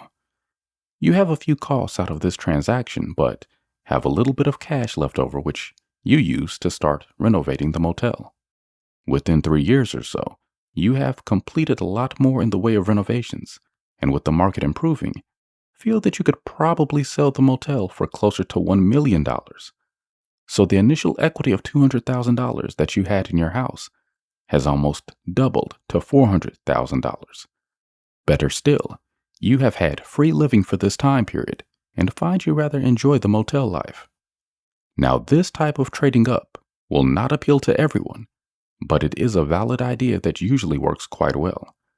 I saw it work brilliantly a couple of times while I was working in real estate some years ago. In both cases, it saved the people involved from certain bankruptcy. One traded up into a motel. I arranged that transaction, while the other person, who was an agent in the office I worked in, traded up into a small hotel. The publican of this motel was so obnoxious that he had scared trade away. My friend had a great personality, and he soon built the business back up. He increased the value so much over only 2 years that he was able to trade the small backwater hotel into a much more substantial one near a main city. Last time I saw him, he owned 3 major hotels in a main Australian city, which took him 20 years to achieve. But now he is set for life. And it all started from a small, desperate trade-up on his part. Now, this knowledge may not exactly help you with your current problems, but I included it as background information so that you have an idea of what this trading exchanging business is all about. Let's say you have a property you just can't seem to sell, no matter how hard you try. It should be worth $340,000, but nobody has made an offer. Your mortgage is $270,000, so you have an equity in the property of $70,000. So if you sold it today, you would receive $70,000 in your hand after paying out the mortgage. There will be some incidental sales costs, but I have ignored these to keep the concept simple. Also, your income is looking shaky, and you don't know how long you will be able to make the mortgage payments. You realize that values are falling, and you are dead worried that the bank might end up taking the property off your hands. The whole situation is causing you loss of sleep, and you are becoming stressed out. Now you realize that there are buyers out there, but most of them do not have the deposit required. They are in your position, short on savings. There is one simple way you can make a sale, and that is by advertising that you will consider taking a trade to the value of $60,000. Now, an interesting thing is likely to happen. You are very likely to receive calls from individuals who have assets in the $60,000 range, which they could use as a deposit. For example, you might get offered a boat or a large recreational caravan unit, or even a block of land. And when you investigate the true value of these trades, you will realize that they are usually somewhat overpriced. But you are also in the position of being able to remain fairly firm in your sale price, as you are looking at accepting an overpriced trade. That is, you will probably not have to drop the price by $30,000 or more to get a quick sale. However, if you are forced to hang on to the property for another 12 months, you might have to do just this. So you end up taking a trade which you think is overvalued by $10,000, but you are actually ahead really, as you have made a sale at basically the price you want and are financially free once again. You may not want to take this particular trade, but the point is, it solves your problem. You can sell the trade on down the line or use it in the future to trade into perhaps a smaller, cheaper house. Do you get the picture? You have ended up with a trade that you don't especially want, but you have solved your problem and are financially free. Which is the most important to you? The financial and emotional freedom, or a house descending in value? I have met many people in my life who have flatly refused to consider trading, with the result that the vast majority of them ended up either losing their house to the bank, or worse, still going broke. To my mind, these unfortunate individuals had the answer to their problems in front of them, but refused to budge, almost as if they had a financial death wish. This trading situation is the obvious answer, and it completely amazes me that the average vendor either doesn't think about it or refuses to consider the concept. There is another way you can move a difficult-to-sell property, and that is by supplying some form of vendor finance. You may own a property that is causing you severe stress for some reason, but you basically own most of it with only a moderate mortgage. Let's say this house is valued at $300,000, but no matter how hard you try, you just can't seem to sell it. You realize that there are a number of first-time owners who would be delighted to buy it, but they haven't got sufficient deposit. What you do here is to advertise the house for a very low deposit, say 4 to 5% of the sale price, and you state that you will leave in 20% of the value on a second mortgage. This means that the potential buyer only has to dig up a much smaller deposit than normal and also needs to borrow less than on a first mortgage, as you are leaving in $60,000 on a second mortgage. The interesting thing here is that you will get your full market price of $300,000 as the buyer has no strength to negotiate. If you really had to sell quickly, you might only achieve $270,000. So you leave this $60,000 in as a registered second mortgage. Your lawyer arranges the paperwork, and you make it easy for the buyer by charging only a nominal interest of 4 to 5%. Of course, you make very certain that the buyer has a good income and a steady job first. Any way you look at this deal, you are coming up ahead, because not only have you gotten rid of this stressful property, but you are getting a small extra income off a second mortgage. You pre-arrange for the second mortgage to be available for only 3 years, and at the end of this time, hopefully, the property will have increased in value so the buyer can apply for an increased first mortgage and pay you back your $60,000. I have seen this work on multiple occasions, and in fact, purchased my first home in exactly this way. Effectively, you are solving 2 sets of problems, yours and the first homeowner's. A different situation happens if you have something like a car on hire purchase, and because of changed circumstances are having difficulty making the payments.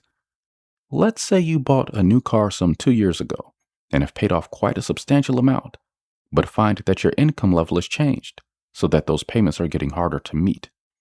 You can try to ride it out, which is what most people do, or you can realize that you are getting into a tricky situation and do something about it.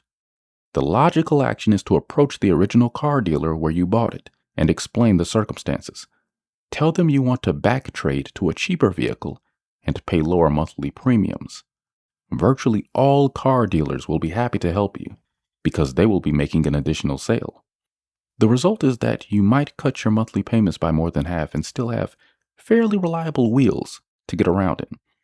If you are one of those individuals who would have to fight with your ego to retain your existing luxurious ride, then I am probably wasting my time explaining this to you. But if you don't do something now, you are likely to come unstuck and possibly have the vehicle repossessed. And how will your ego handle that? You won't have any wheels at all then. As with all these events that bug us throughout life, recognize the problem early and deal with it. If you see a problem arising, take steps to neutralize it in the early stages. This way you will save yourself from a lot of emotional and financial stress. The vast majority of people under stress refuse to recognize a problem that is coming up. They close their minds to it and hope for the best. And when everything falls apart, they tend to blame everyone else. You must face the reality of the situation when you perceive a problem starting. If you ignore it, you will end up one unhappy individual. The real problem is that when one of these uncomfortable situations arises, you realize that the solution will take you way outside your own personal comfort zone, and to a lot of people this is a very scary concept. They tend to avoid it at all costs and are prepared to suffer the consequences. It's strange, but true. If you are starting to suffer from financial stress, take a look at all the assets you have acquired. Do you really need them? Have they served their purpose? You might have updated your computer and the old one is just sitting there. Are you going to use it again, or is it just taking up space? Maybe you've got tennis rackets or scuba diving gear that is no longer useful to you.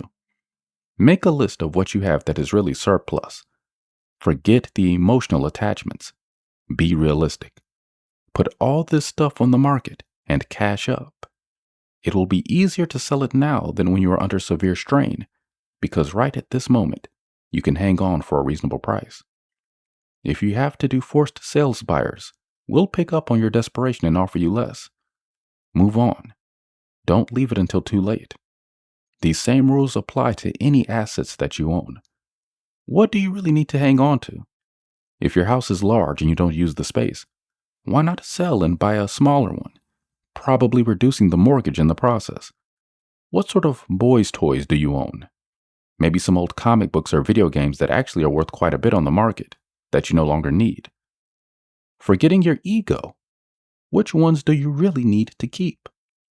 There is no point in owning assets that are going to send you broke.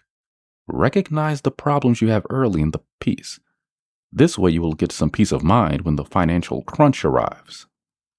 You will be 10 steps ahead of others in a similar situation to yours. The one thing that will always destroy a person is a super large ego. This is almost a certain guarantee of failure somewhere down the road in life. I have met so many people who suffered from this symptom, and almost without fail, their lifestyle collapsed around them eventually.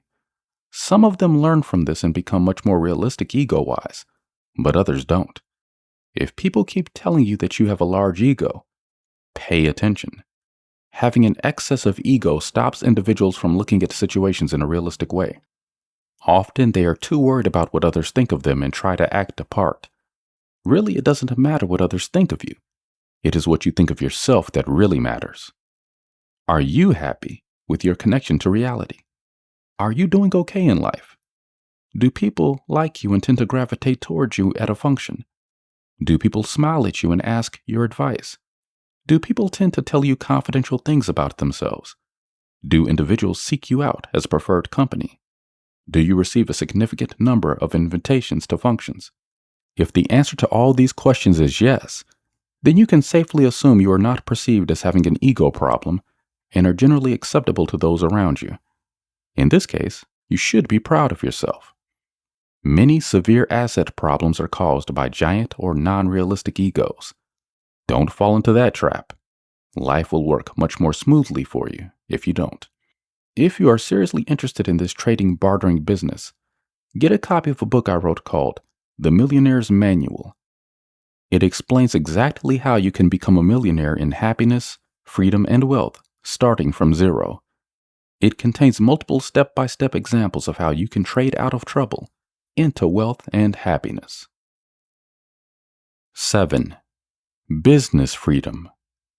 Techniques for pulling your business away from the brink of collapse. How's your business going? Are you struggling? Landlord giving you a hard time about the back rent? Sales poor and thinking about firing staff? Customers slowly dropping off? Propping your business up with your own capital? If you answer yes to the above questions, this chapter might just be what you're looking for. Before I start, let me tell you the story of a small importing business in Sydney, Australia, who devised a really neat method of growing into a national mail order concern. This company imported various specialized items of brown goods, such as leather jackets, handbags, shoes, etc. The problem was they had massive competition, so were only just getting by. The first I heard of this company was when they rented a vacant shop for a month in the town I lived in. They took out large newspaper ads offering their goods at spectacular prices. What caught my eye was their leather jacket range reduced from $99 to $20. Of course, I rushed in and bought 3 of them. While I was there, I also bought some other ultra-cheap products. When I went to pay at the cash register, they captured my name and address on the computer and explained that at the end of the month rental, they would be drawing out at random 10 winners who would each receive a $50 credit voucher for use in their mail order division, based at their Sydney shop. Of course, everyone loves the thought of winning a free prize, so people tended to give their correct addresses. This was in the days before email became popular. I was talking to the manager a few days before they closed up and explained that I operated a mail order business also. He was very chatty and told me that they had collected over 2,000 addresses, which his mail order branch would circularize when they had new stock in. He then told me that they had several teams of people operating these temporary retail outlets all around Australia, and the project was expected to last a year or more. He said that his company directors expected to build a mailing list of over 100,000 names, and with this number of potential customers, they could afford to print a regular catalog to post out. The problem with mail order is that potential customers are nervous about dealing with people they don't know, especially interstate ones. Even so, this problem had been overcome by the fact that all his local customers, like myself, had met him and his staff and had developed a high degree of confidence. The vast majority of them would clearly be happy to continue dealing with this firm via mail order, as they knew who they were. I rang this manager about a year later, and we had a long chat. He said that the promotional project of opening temporary shops around Australia had exceeded their expectations, and because of constant customer referrals and cheap prices for quality goods, their mailing list now had nearly 250,000 names on it. He then said that they were now the third biggest importer of these goods in the country. And all this started from a relatively small shop in the back blocks of Sydney. This innovative marketing technique, plus far-sightedness of the directors, certainly worked. What they did was to develop a mailing list of people who liked their operation. Does this concept apply to your business? I did something similar many years ago when I owned a small chain of electronic hobby shops in New Zealand. At that point, the economy was collapsing and people weren't spending money on hobbies. The shops had been profitable, but were now just breaking even. And I could see the situation getting worse. So each shop in turn had a closing down sale for 2 weeks, during which we captured the names and addresses of all interested customers by running a free raffle and giving out a couple of prizes just before we shut our doors.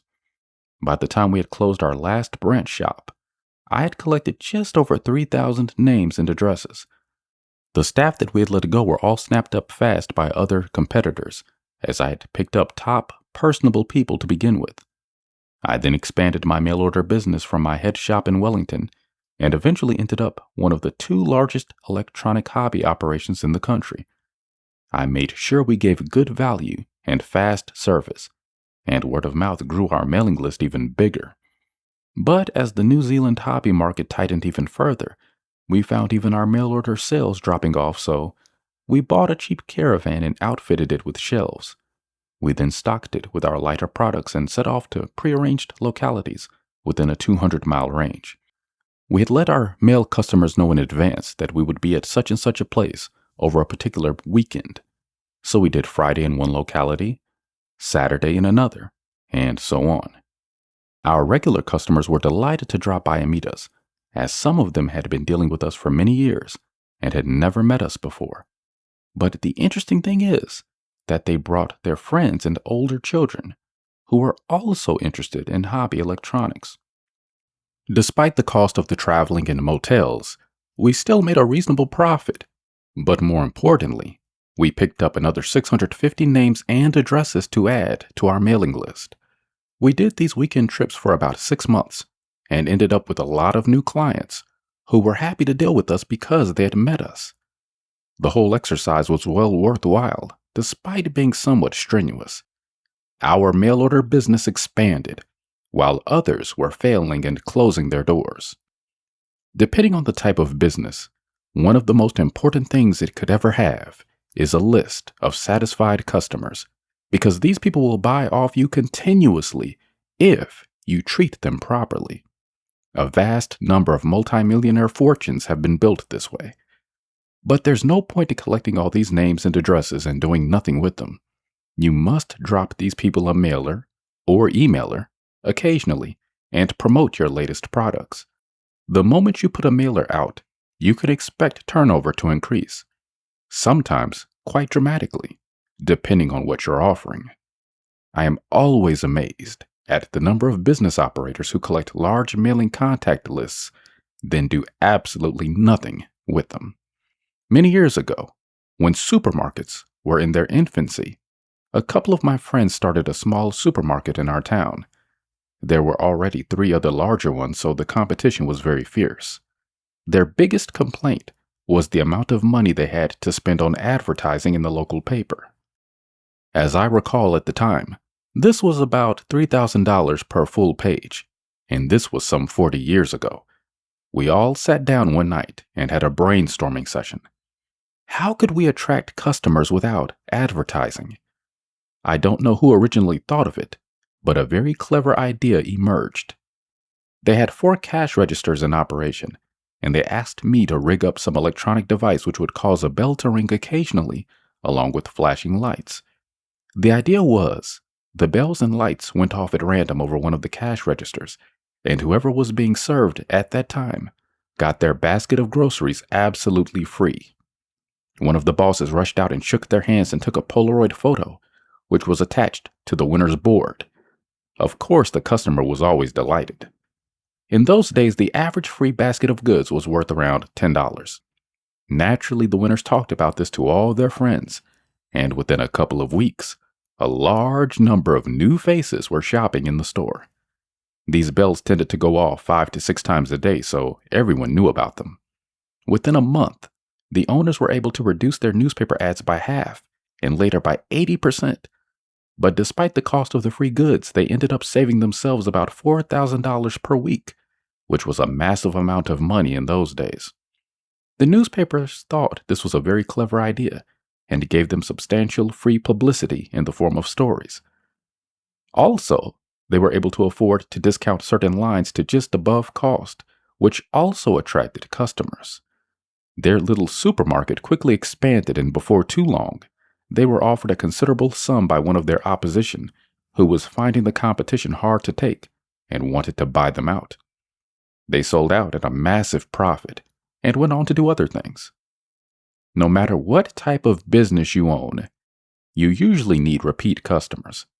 Customers who are happy with your service or product will favor you over your competition. The first thing to ask yourself is, do you provide a friendly, helpful service? Are your staff friendly and personable, or do they look as though they are thoroughly bored and merely going through the motions? I would say that 50% of the shops I walk into have bored, disinterested staff. This attitude discourages me from returning. Whereas if I walk into a shop with extremely helpful, personable staff, I tend to return there. If you're uncertain what the public reaction is to your shop, put up a suggestions box by your front door with a pad and pencil attached. The notice on the box might say, "Can we improve our business in any way? Please let us know by leaving a note in this box." Now, this concept has a double result. First, you might get some helpful ideas to improve things. And secondly, customers become aware that you are interested in your business image, so they might be inclined to remember it and return. If you receive some serious helpful suggestions, then pay attention to them. One great sales trick is to supply a little more than the customer expects. A friend who owned a fresh sandwich shop used this technique. His shop was in a side street where his rent was somewhat less than that of the main street competition, but he wasn't getting so much passing trade as they were. So he needed some promotional angle to cause customers to patronize him. Here is what he came up with, which turned out to be highly successful. When the customers rushed in for their lunchtime sandwiches, he always included an extra cookie or some other cheap item with the bag of sandwiches with the comment, "Thought you might like to try this for free." Virtually all the office workers in the vicinity went to his shop despite other competition in the immediate vicinity. People like to get something for nothing. It works virtually every time. Does this concept apply to your business? An associate who owned a restaurant found that Monday and Tuesday nights were quite dead, and sometimes he only got 2 or 3 customers in. But he still had to pay operating costs and staff and was losing quite heavily on these nights. I suggested that on peak nights like Friday and Saturday, when customers came up to pay their bill, he gave them a half-price discount card, which meant that if they ate at his restaurant Monday and Tuesday night, all meals would be half price. He still showed a small profit on this. Furthermore, if they brought friends with them, they could have a 25% discount. He also hired a couple of guitarists who played for free in exchange for a meal. They wandered around the tables with acoustic guitars entertaining the diners. Within 6 weeks, people had to book to get a table on Monday or Tuesday nights, and he was able to cut the discount significantly, but kept the musicians. This was an innovative way to solve a low cash flow problem at a restaurant. Another way to attract customers to your business is by becoming the local expert. Suppose you had a computer or mobile phone business.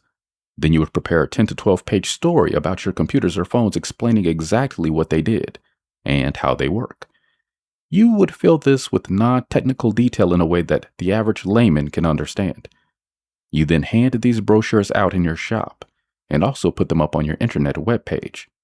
You explain the pitfalls and the good points, but don't promote your own products in this letter or mention prices. It's intended as an advisory service only. However, because you have taken the trouble to write this informative brochure, you establish considerable credibility, and potential customers tend to believe what you tell them. They are suspicious of the average salesman because he is clearly promoting the company product. But in your case, you appear to be supplying an unbiased, factual opinion. And of course, you include a copy of this brochure with every product you sell. Chances are, it will get passed on to one of their friends, so you get the snowball effect. A business friend of mine refers to this as the God effect, where the information appears to come from a higher unbiased authority. But no matter what you call it, it works. One of the hardest types of business to promote is a dressing or clothing shop. About the only way I've seen this work is where you are selling your stock at full price, but when you package the product up at the cash register, you hand the customer a 20% discount voucher for future purchases, valid for 1 month only. Explain to the customer that this is not redeemable for cash, only for a new purchase sometime in the next 30 days, and tell them that it is a secret promotion. Please don't tell anyone. But they get on the phone the moment they get home, I bet. Now, what this does is to encourage the customer to return and make another purchase, which they will most likely do, because people love something for free. Assuming that the customer returns and buys something else of similar value to their first purchase, then effectively you are only giving away 10% overall. But it sounds like a genuine 20% to the customer, and the beauty of this is that you are not having a sale, which is basically a waste of time these days. I have seen this simple concept work amazingly well, and in one case, the owner reported an increase in net profit of 30% for the month, and the net profit at the end of the month is all that matters, not the turnover. By using the innovative business promotions described above, and others like them, you can easily see why some owners go on to become resounding successes, while others fall by the wayside. So many business owners these days have regular sales which have now lost all their impact. When I was a kid, big department stores had a 3-day sale only once a year, and they would include all their unsold junky stock which customers would buy like crazy, all because it was half price. The only sales that work these days are genuine closing down or bankruptcy ones. There was a guy in my hometown many years ago who used to rent a vacant shop and run a jewelry business for 3 months or so. He sold a lot of cheap stuff which was not very popular. Then at the end of 3 months, he would have one of his famous closing down sales, which were always successful. Then he would wait for a month or so and rent a different shop and start the same business under a different name. This went on year after year, and he was generally regarded as quite a successful businessman. A client of mine had a lawn mowing business some years ago, and he was doing okay, but only just okay. He had a lot of competition. He came to me for ideas on how to improve his turnover. I suggested that when the client paid him, he took out a notebook and pen and asked the client if there was any way he could improve his service. This action alone would impress the client. Then he was to ask if there was anything that annoyed the customer about lawn mowing, and the answer was invariably the noise of the mower. My friend came back to me with these comments, and I approached an engineer friend and asked if there was any way the mower could be quieted. The engineer felt that it would be relatively easy to take the engine out and install an electric motor, which could then be run either from a client power point or from a 230-volt generator inside the lawn mowing vehicle, which was usually parked on the road outside. The client did exactly this and bought some long power cord extensions and fitted a 230V petrol generator in his truck. This was the 4-stroke kind, so it was much quieter than a 2-stroke mower engine. Almost all the clients were happy for him to plug into one of those house power points, and the result was the noise was cut by 80% or more.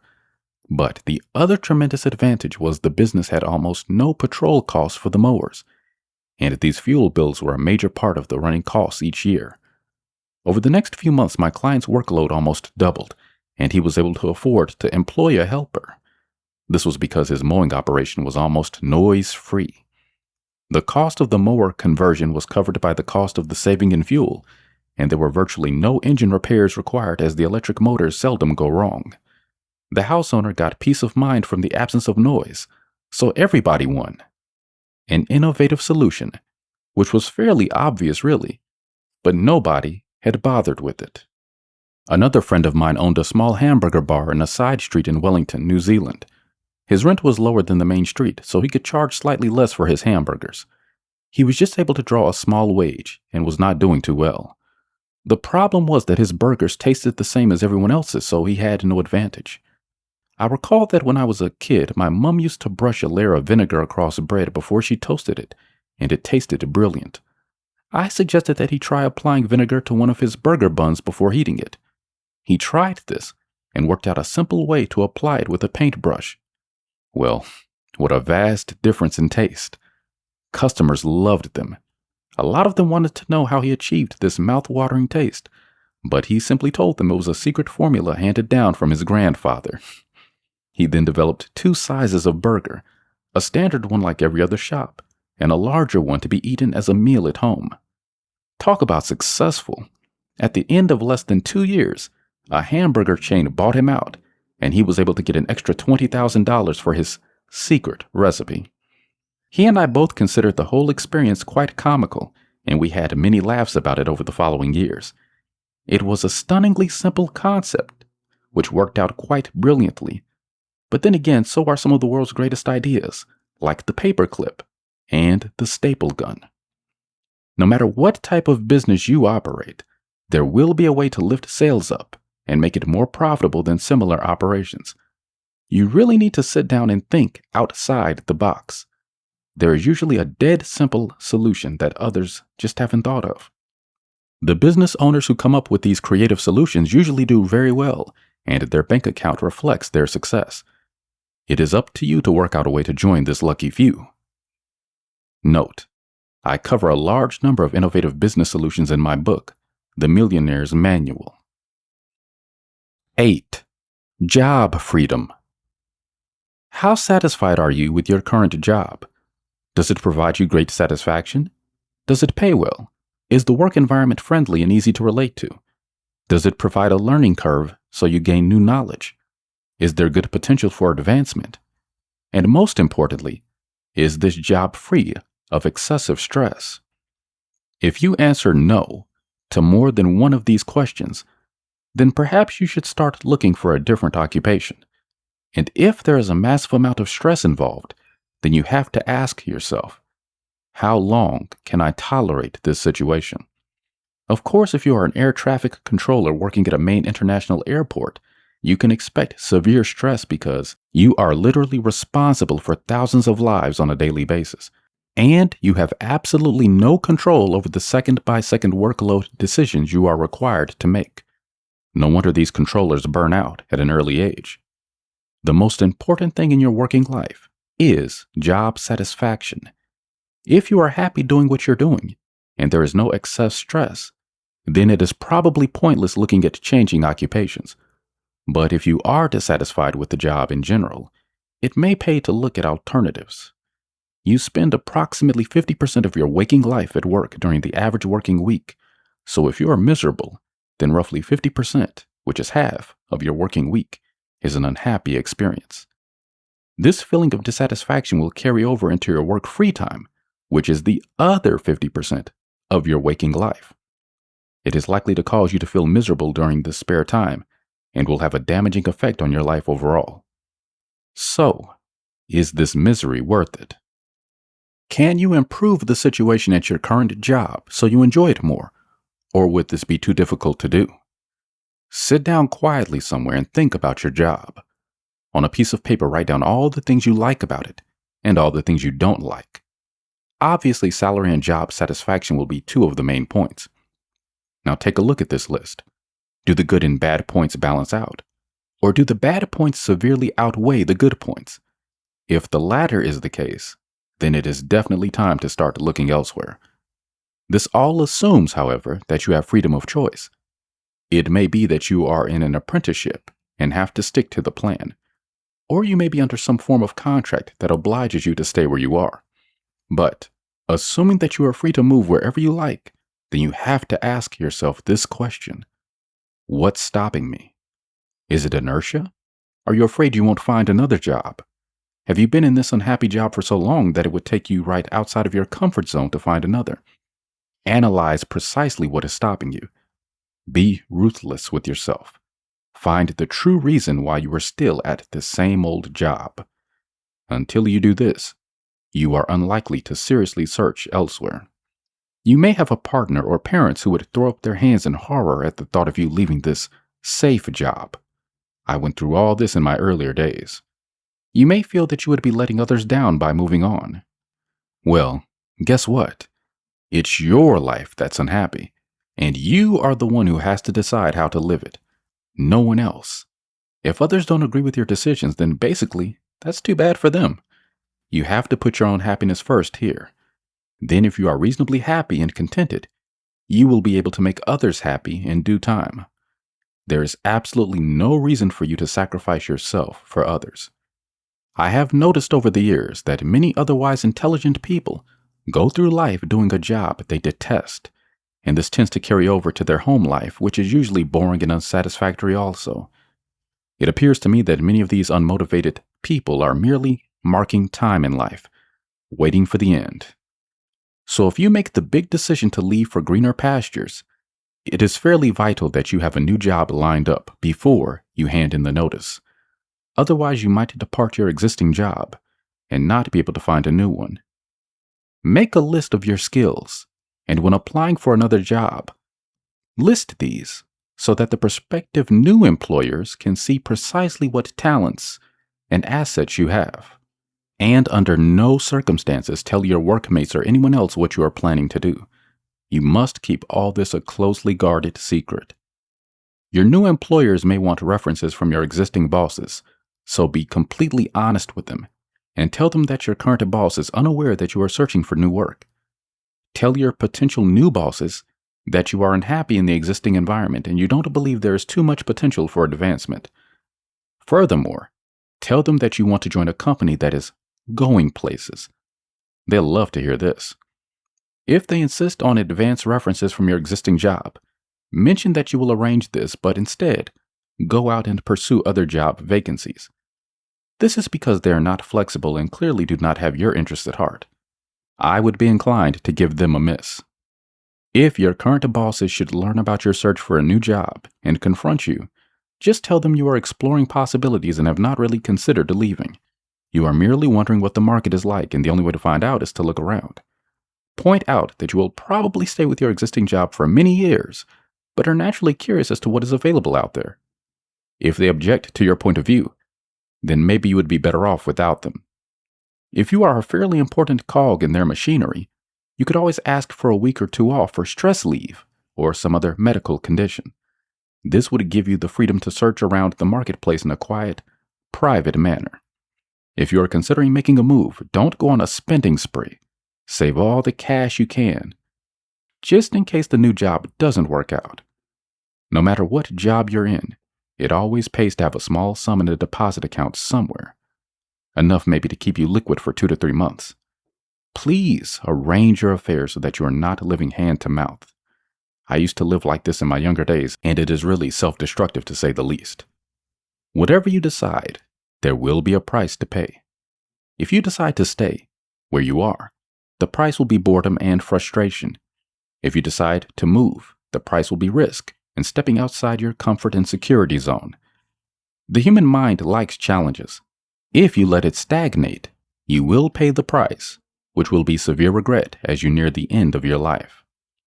Basically, if you're not happy with your work, then change it. Maybe do something totally different. I have a friend who is a male nurse at a hospital. He recently became fully qualified but still draws a fairly low wage. He got fed up with it all and has just gone up to North Queensland in Australia to work for a mining company as a loading driver. His pay is about 3 times what he was getting as a nurse, and he gets subsidized living, which means in 15 months, he is going to come home with quite a substantial bank account. He intends to buy a block of land for cash, then eventually build a 2-flat accommodation property on it. He will live in one and rent the other to offset his mortgage.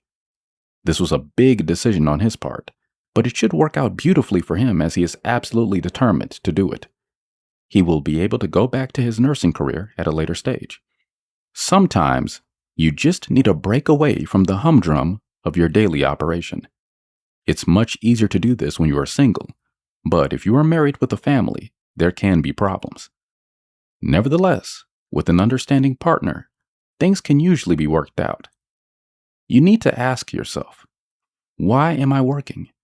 Is it just for money, or is there an end result I require?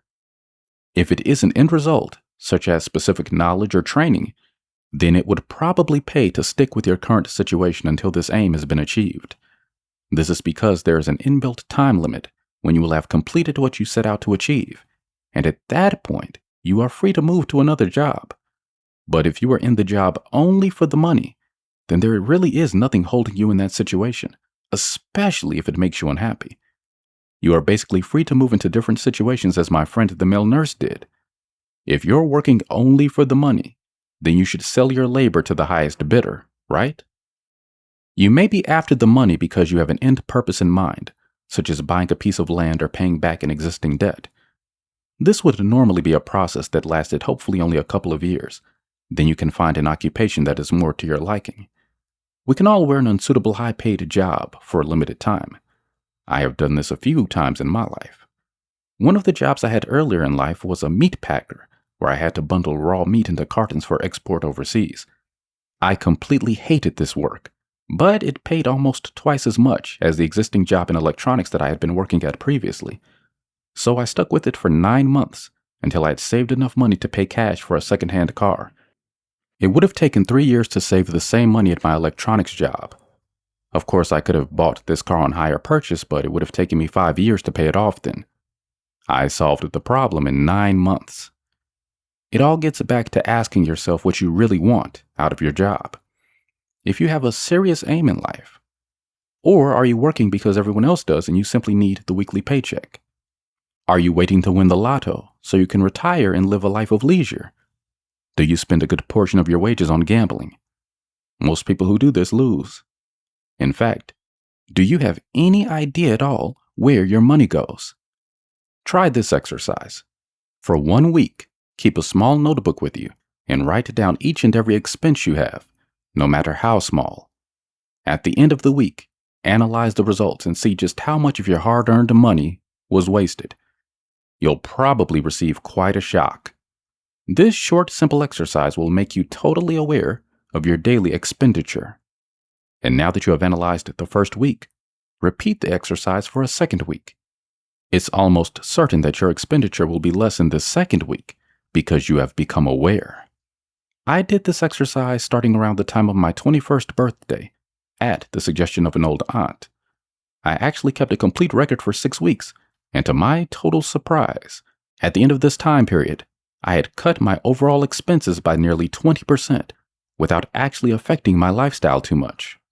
One of the things I saved on was the large malt milkshake, which I bought on the way home from work every day. I waited until I got home and made a similar milkshake there at a fraction of the cost. I seem to recall there were about 20 or more items of this nature, which when all added together came to a significant amount of wasted money. And the strange thing is that from that point, right through the last 40 years of my life, I am aware of these small expenditures. In other words, that simple 6-week exercise has stuck in my mind all this time. I guess overall I have saved multiple thousands of dollars, which otherwise would have been wasted. And so now, having heard all that, what do you intend to do? Are you going to let things carry on the way they have? Or are you going to analyze your situation and possibly make some changes? You only have one shot at this existence, and having just graduated through the school of life, are ready to start afresh. The future is yours, if you are brave enough to grasp it with both hands. 9. Fear freedom. Freedom from that insidious, gut-wrenching fear. Does fear tie your stomach up in knots? Does it cause stomach ulcers? Does it cause severe stress day and night? Are you expecting bad things to happen at any moment? Does it confuse your mind so that you can't think straight? Do you pray for it to be over so you can get on with your life? Do you snap at everyone around you and become dysfunctional? This is the world of fear, one of the most debilitating of human emotions, and it is almost always caused by an action the individual has taken in the past. Unless, of course, you are involved in some form of accident, which you can see is about to happen. In this case, you suffer from uncontrollable fear because you literally have no control whatsoever over the outcome, and your life flashes before your eyes as it unfolds. What I'm going to cover here is the fear brought about by conscious previous decisions you have made. Many of these fears are induced by unwelcome financial circumstances, or perhaps you have done something illegal and have been caught. No matter what they are, it is almost certain that you are the one who has caused them. Occasionally, we may get caught up in a third-party situation which causes us grief, but which is not of our making. In this situation, we can only take the attitude that it wasn't our fault and wait patiently for the whole matter to settle. We have no guilt in this case about any faulty decisions on our part, and realize that the outcome is beyond our control. Basically, we have to be philosophical about it and let it run its course.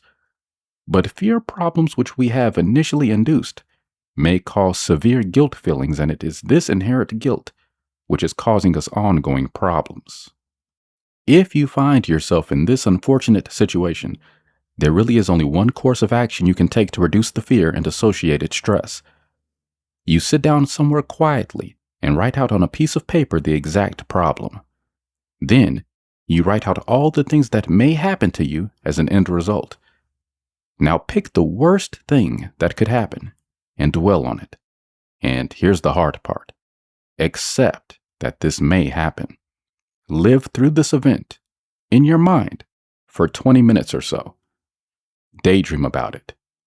Then, let it go. Do not dwell on it again. It is finished. Normally, if you do this, a strange thing happens. You suddenly become more relaxed and less fearful, and you start functioning properly again. I have absolutely no idea how this works, but I have seen it work time and time again over my adult lifetime. I think personally it might cause a shift in your subconscious attitude as it finalizes the event. Chances are the worst won't happen, and you come out of the situation with a bit of a scare, but feeling very lucky and fully realizing that things could have been much more disastrous. I have personally seen this work reliably so often, and in one instance it prevented the individual from deleting themselves, let's say. Another common form of fear is physical fear. A lot of people have disturbing dreams about being beaten up or hurt. I used to have these many years ago when I was a scrawny teenager. I solved this by using a form of dream control where I used to say over and over as I went to sleep, I will have a dream about getting into a fight, but winning every time. A well-known New Zealand stage hypnotist told me about this originally and said he had used the technique very successfully in his private hypnotherapy classes. As he pointed out, some dreams seem very real, and the human body cannot tell the difference between a waking event and a dreaming event. You might recall occasionally having a really bad dream and waking up suddenly in a cold sweat and shaking. Your body was reacting to a dream, not a real event.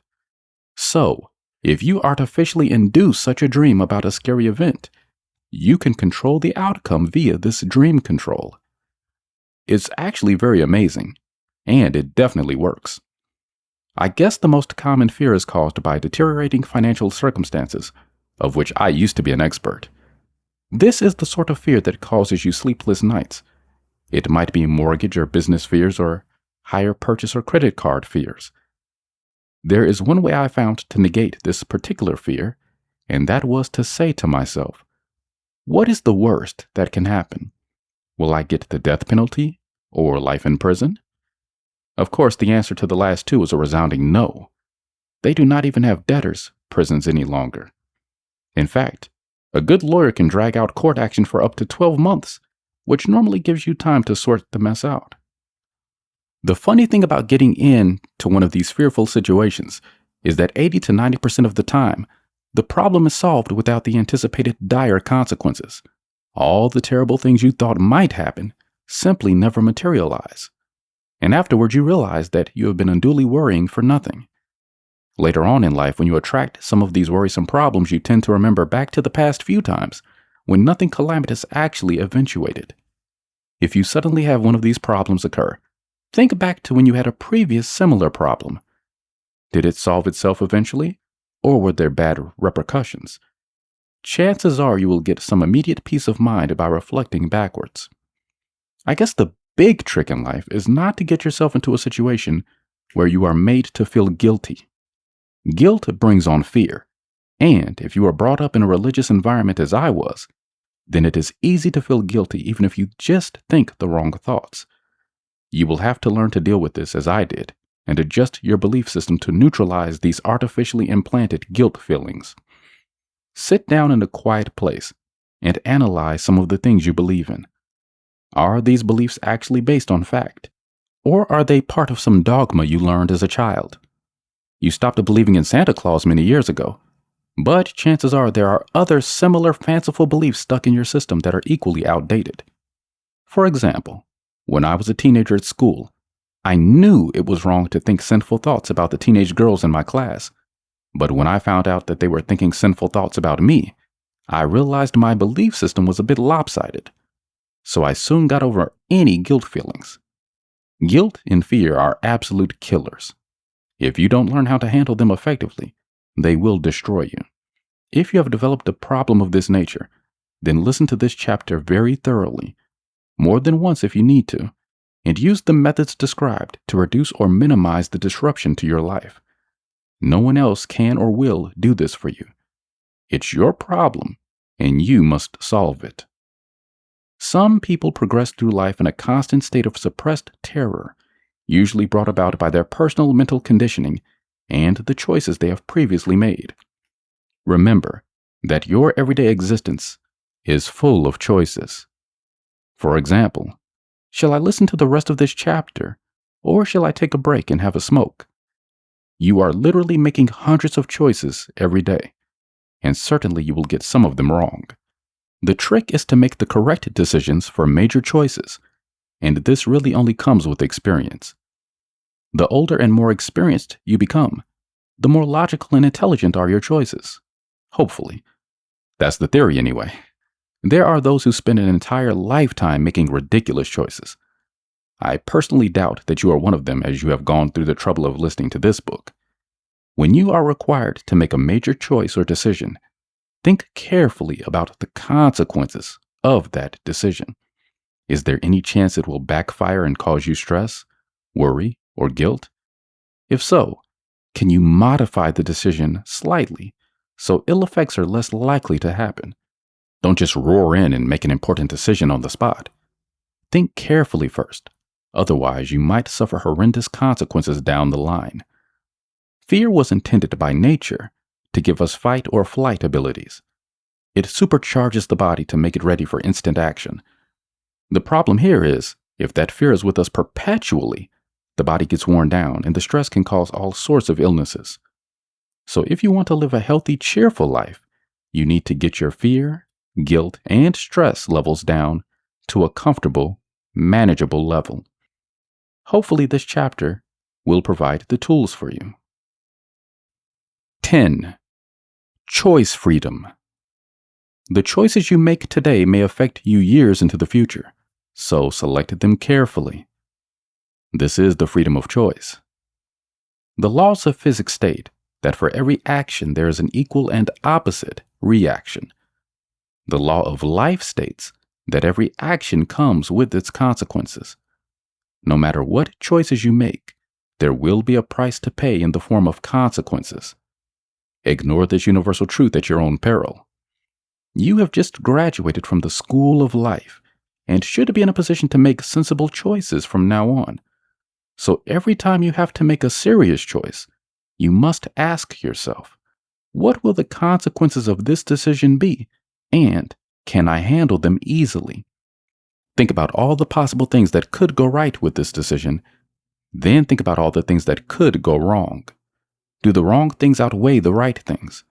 If so, can you modify components of your decision to make the result more satisfactory from a long-term point of view? Process the whole situation carefully and clearly in your mind, or better still on paper, step by step. This processing is a critical part of any major choice or decision. Does it look right to you? Can you see any major negative consequences in the future? Is this decision urgent, or can you put it aside for a day or so while possible events clarify themselves? Quite often, after a good night's sleep, things look different. And here's another little trick. Think of this problem intently as you go to sleep at night. The mind has this neat ability of solving problems while you are slumbering. Perhaps in the morning, you will receive a flash of inspiration that you never thought of before. If so, pay serious attention to this, as it is your own mind giving you a workable solution. It may give you inspirational alternative choices which present less serious consequences.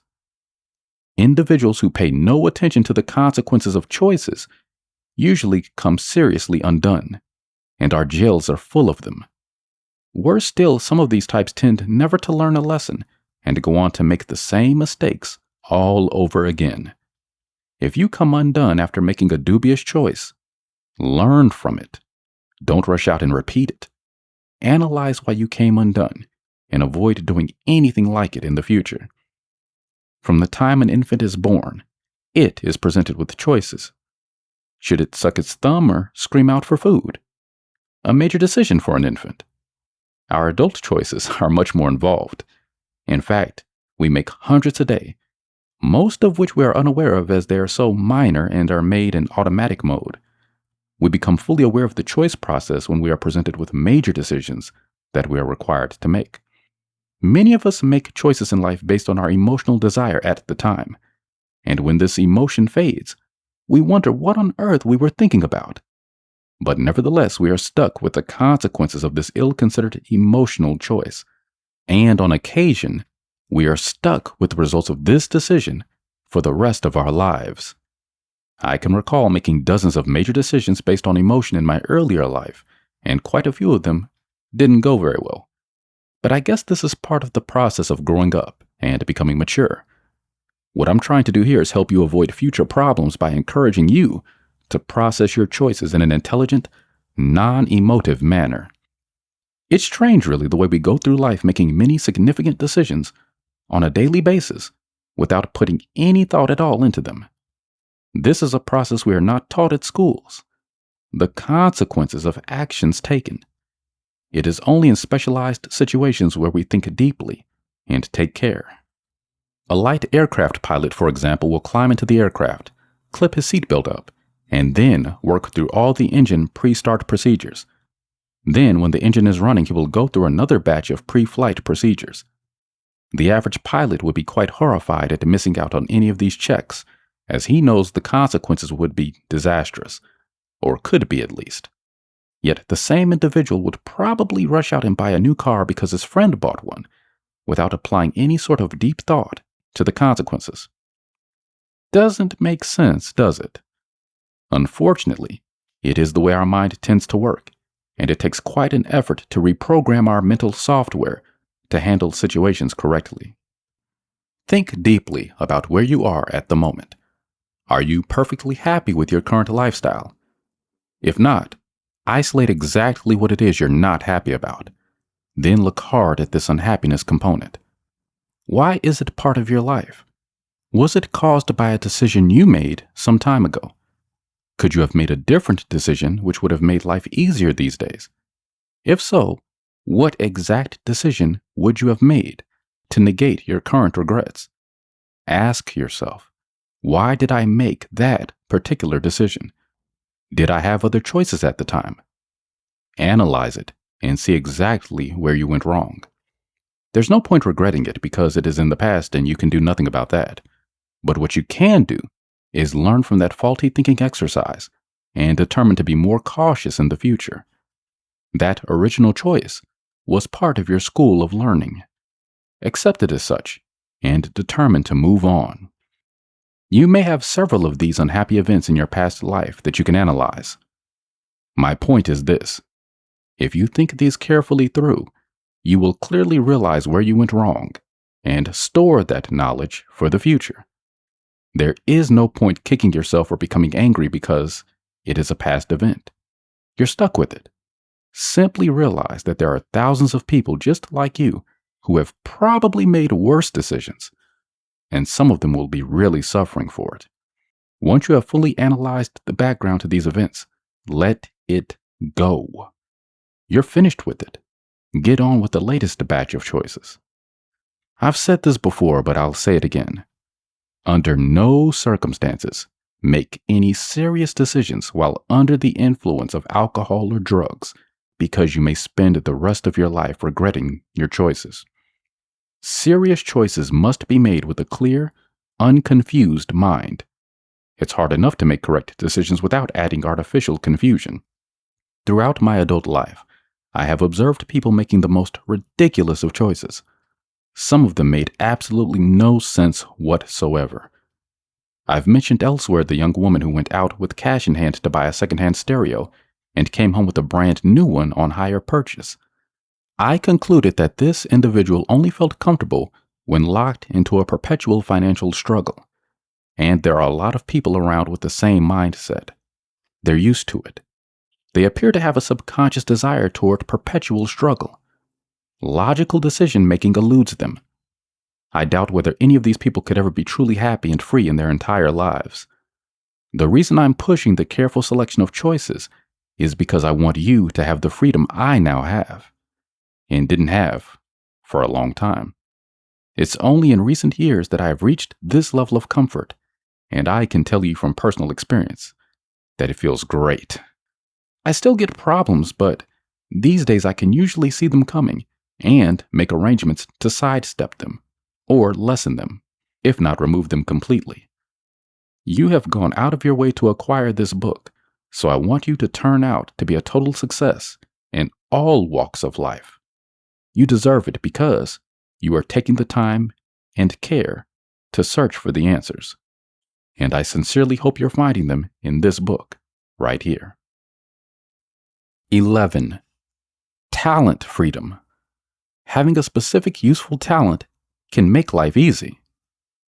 Having talent gives you a special freedom because it places you apart from others.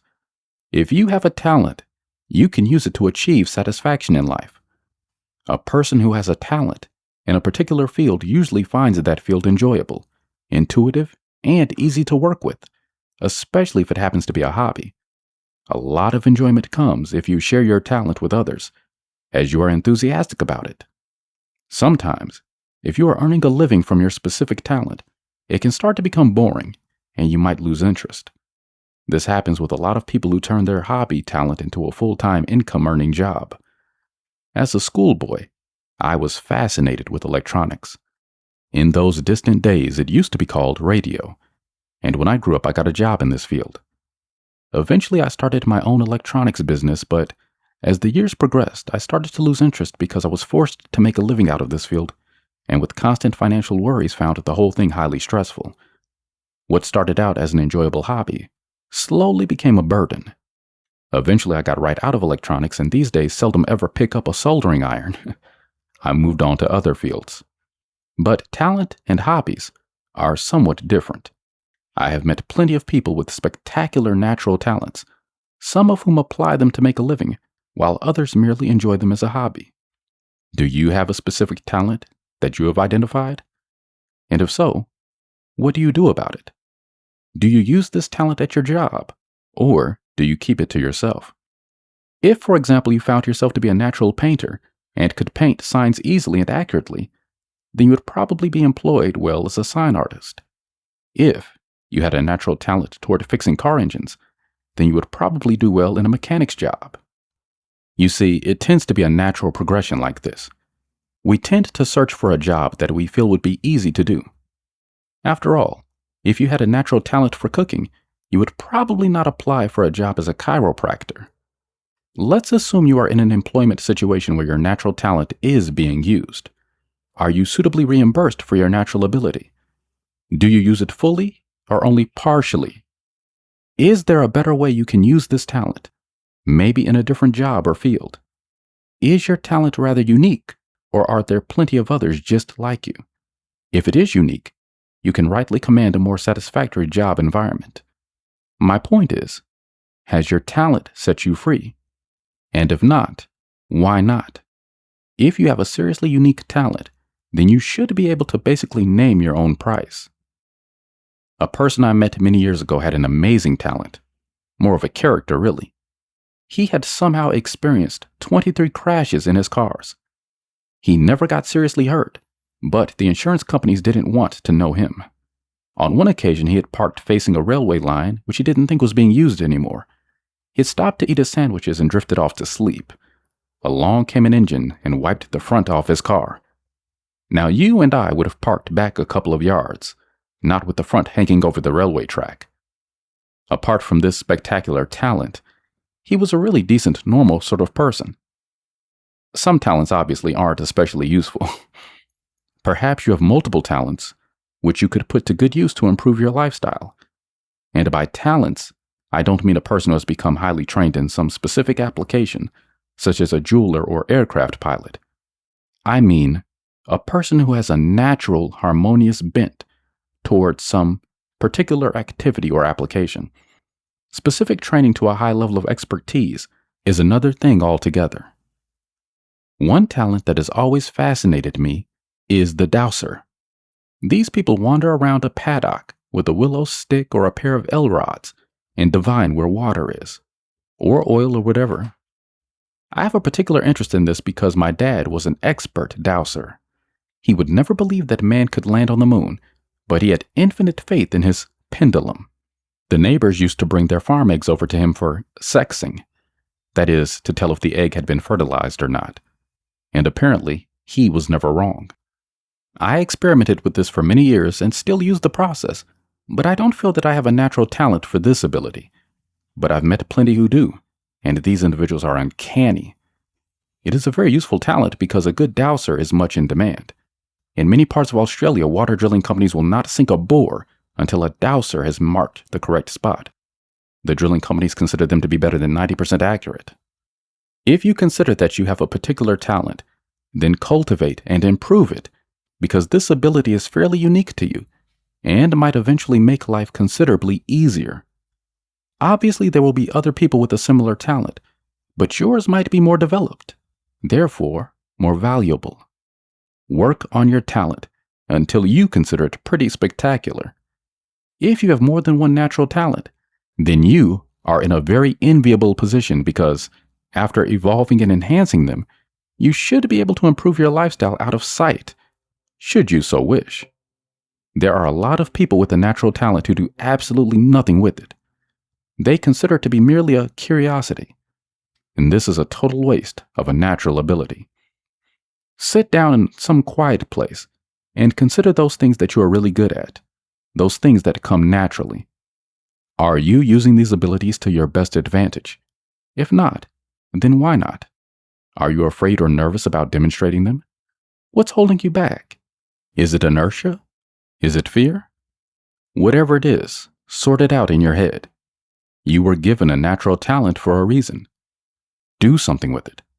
It just might change your life forever. 12. Arrogance freedom. Freedom from arrogance. Let me ask you a personal question. Do you suffer from excess arrogance? If so, are you aware of it? There's a simple way to tell. Ask someone else. Simply tell them that you are on a mind training course and you are trying to determine your personal arrogance level among other personal traits. Tell them that you need to know this as part of your training. People around you will accept this reason and probably give you an honest answer. No matter what they tell you, thank them. If they tell you that you are insufferably arrogant, then once you overcome your shock, make a joke of it and say, "Wow, I didn't know that. Thanks. I'll complain to my parents." Now, I'm not intending to insult my readers or listeners by producing this chapter, but it is a fact that throughout my adult life, I have observed dynamic and intelligent people who have completely messed up their success or opportunities because of their extreme arrogance. Some of these people could easily have gone on to become extraordinarily successful if only they had stepped back and taken a good look at their attitude towards others. And I find this very sad. This attitude is generally brought about by a supreme overconfidence in their belief system or mindset. Many of these people have generated their own localized reality and have become absorbed by it. They are in effect suffering from reality tunnel vision. This state of mind is sometimes induced by external pressures, such as extreme financial problems. I have noticed on several occasions that an individual on the point of bankruptcy can become insufferably arrogant. I guess this could be a state of denial and some sort of mental defense mechanism. Everything is falling apart around them, and they mentally react by denying the real reality. But whatever causes it, you cannot deal with these people on a logical basis. I tend to steer well clear of them. The problem is that these types are usually totally ignorant of their arrogance, and you cannot successfully tell them either, unless of course they ask you, which they probably won't. There are other types of arrogance also brought about by upbringing or extreme wealth, but unless you have to deal with these types on a daily basis, they probably won't worry you. Also, it is a fact that a small percentage of this type go on to become very successful indeed, but more often than not, they reach a pinnacle, then everything collapses on them. You read about this in the media almost on a weekly basis. Basically, they annoy so many others around them that they can get no help at all when things start to fall apart. And we all need help from time to time, at some point. More often than not, they get kicked on the way down. I guess you could call this the revenge of the underdog. If you want to get ahead and be seriously free in life, then you must consider what others think of you. If you are a senior manager in a high-paying job, it is no use asking the people below you what they think, as they will probably say that you are a jolly good fellow. After all, their promotion depends on you. You will be able to figure various ways to find out what others really think, and if it becomes apparent that your social skills are lacking in the arrogance department, then it is up to you to make a serious correction. No one else can do it for you. The better you relate to others, the smoother your path through life. If your social skills are excellent, then you can expect help from others when your life hits sudden reversals. And this happens to us all from time to time. But if you are disliked because your attitude is bad, then you have become an island, and you will receive little help. And this is often the recipe for personal disaster. There have been many overly arrogant high flyers in Australia who have crashed because of their attitude. This usually makes them think very hard about themselves and often, sometimes, corrects the fault. It has been said that arrogance has its own special rewards, and I have found this to be very true. I assume your purpose in life is to lead a happy, peaceful existence with no financial worries. So why would you handicap yourself by exhibiting poor social skills?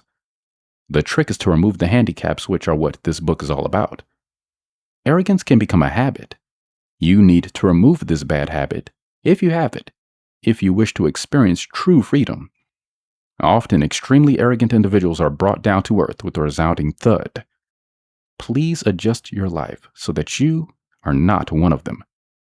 I imagine you are listening to this chapter out of interest in seriously leading the life of freedom.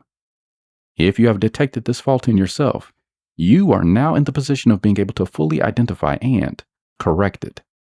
People with an arrogant attitude cause stress in all those in the vicinity, so others tend to avoid them. About the only way I have ever found of dealing with this type of individual is to poke fun at them. When someone makes an arrogant remark to me, I usually come back with, "What? Do you really believe that? Are you listening to what you're saying? Oh, you have to be joking." This usually pulls them up dead and they start to pay attention. If they persist in their arrogance, I just say, "I'm sorry, mate, but you've got to be pulling my leg." Then I turn around and walk away. This tends to leave them devoid of an audience, and they become wary of you after that. After all, you just burst their bubble. Nobody likes to have fun poked at them because it's uncomfortable. Use this human trait to keep the arrogant ones at bay. If you suffer from this arrogance problem, you'll find that you are standing alone in life because others will go out of their way to avoid you. They will be reluctant to help or assist, and will generally only do so because either they feel under pressure or it is worth their while in some way. Their motives will not be genuine.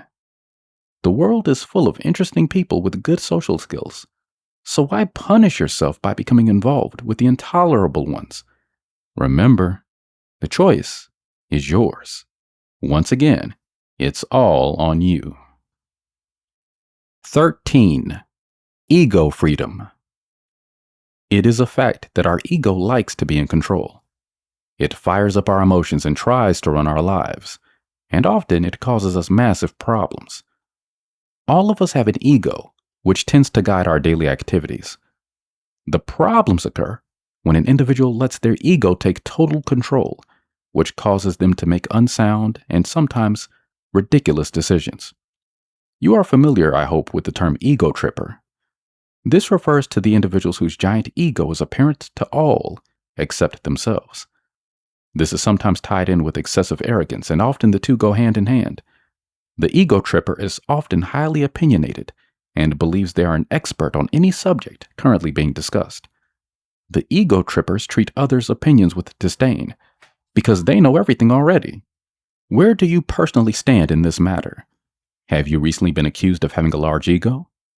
It is relatively easy to determine what others think of your ego. Ask them. Use the same process described in the arrogance chapter before this to determine your ego level.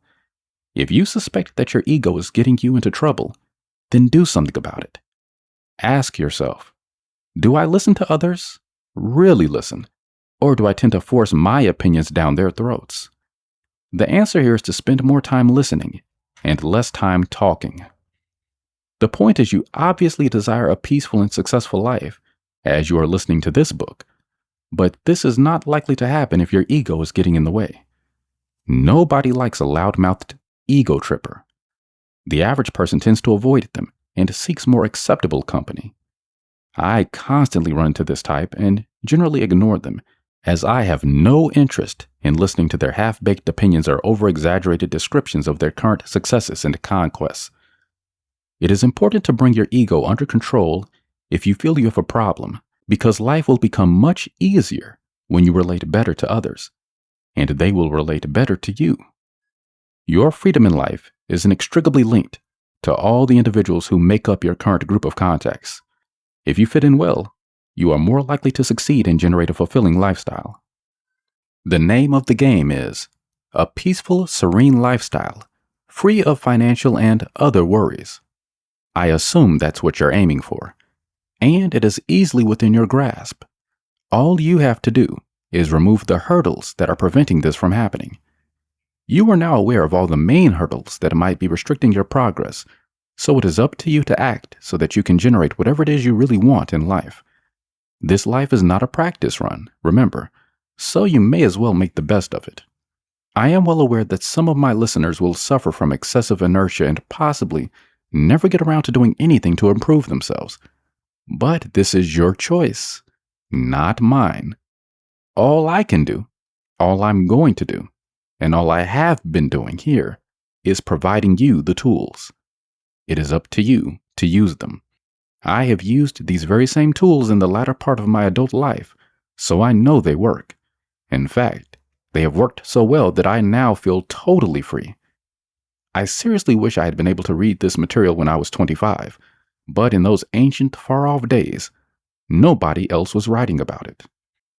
Excessive ego can not only cause you giant problems, it can make you bankrupt. Many years ago, I had occasion to work with a fellow who had been bankrupt 5 times, but believe it or not, he still suffered the same ego problems. He never learned, which was a great pity, as he had everything else going in his favor. Each and every time his giant ego got him into financial trouble, but unfortunately he would listen to no one except himself, so he paid the price. If you have an insufferably large ego, you will have a price to pay. Every time you make a wrong decision based on a faulty mindset or belief system, you will have a price to pay. You can't avoid it. And as true success can be so nebulous, it only takes a single faulty decision to totally mess everything up. To be truly successful, you need to have all your ducks lined up in a row.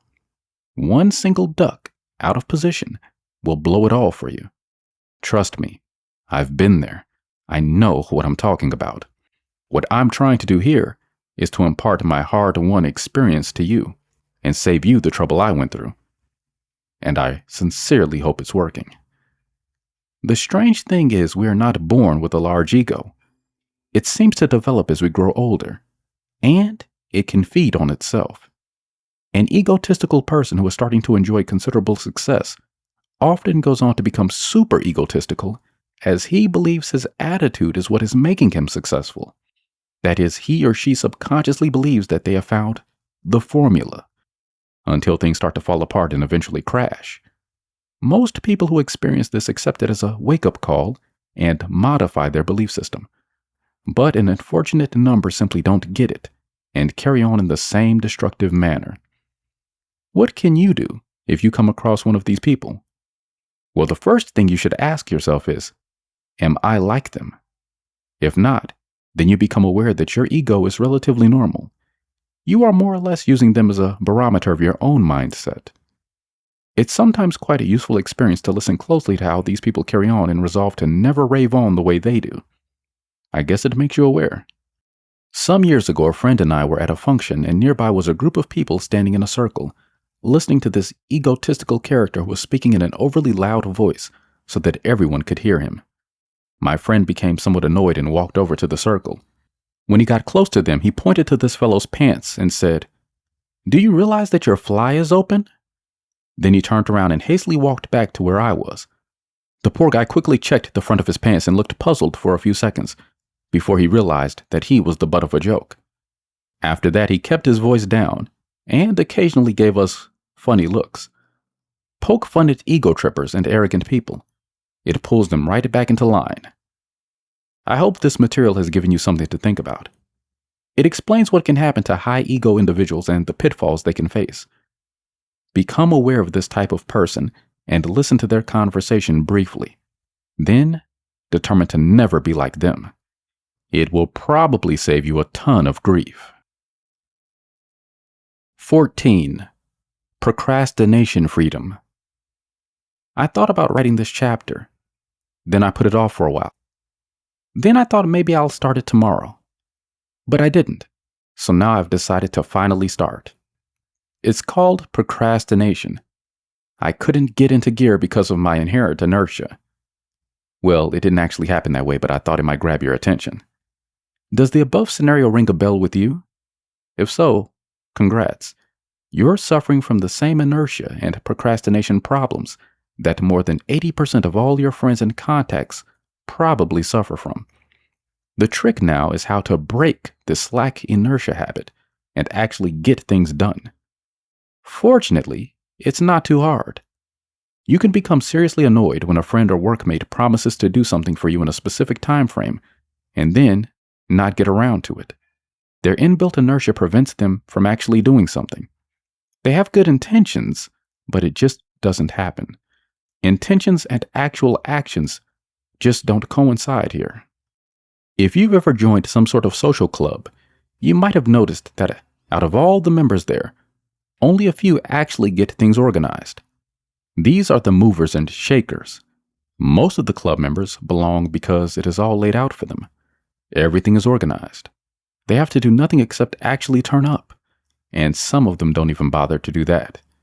Like myself, you will have probably concluded that the world is full of slack people waiting to be led by the hand, which is why certain fringe churches and cults do so well. Ask yourself this: do I actually get things done? Or do I procrastinate and put them off? Be brutal with your own self-analysis because it is a secret. You will be telling no one else. Figure out what your inertia quotient is. If you suffer from total procrastination and inertia, you would give yourself a 5. But if you exhibit only minor occasional problems, then you would give yourself a 1. Once you have determined your inertia quotient, determine to do something about it if you consider it unsatisfactory. The trick is to take instant action, as I discovered for myself many years ago. If something comes up that needs attending to, then do so at the first opportunity. This not only gets the job out of the way, but makes you feel quite good about yourself. You develop a satisfied feeling. This is an emotion which will impinge on your mindset and make the next task easier. Once you do this a few times, you start to form a new anti-inertia habit, and it does not take very long for this to become a full-blown habit. Fortunately, there is an easy way to start forming this new habit. Sit down with a piece of paper and make a simple list of the things which you need to do over the next week or two. Number them so that as you complete these tasks, you can cross them out. Start with the easiest task first. This might be something as simple as hosing and cleaning out your smelly rubber tin. Go and do it. When you get back inside, cross it off the list. Then on to the next task. This might be giving your dog a bath. Go and do it. Now, pause this and come back.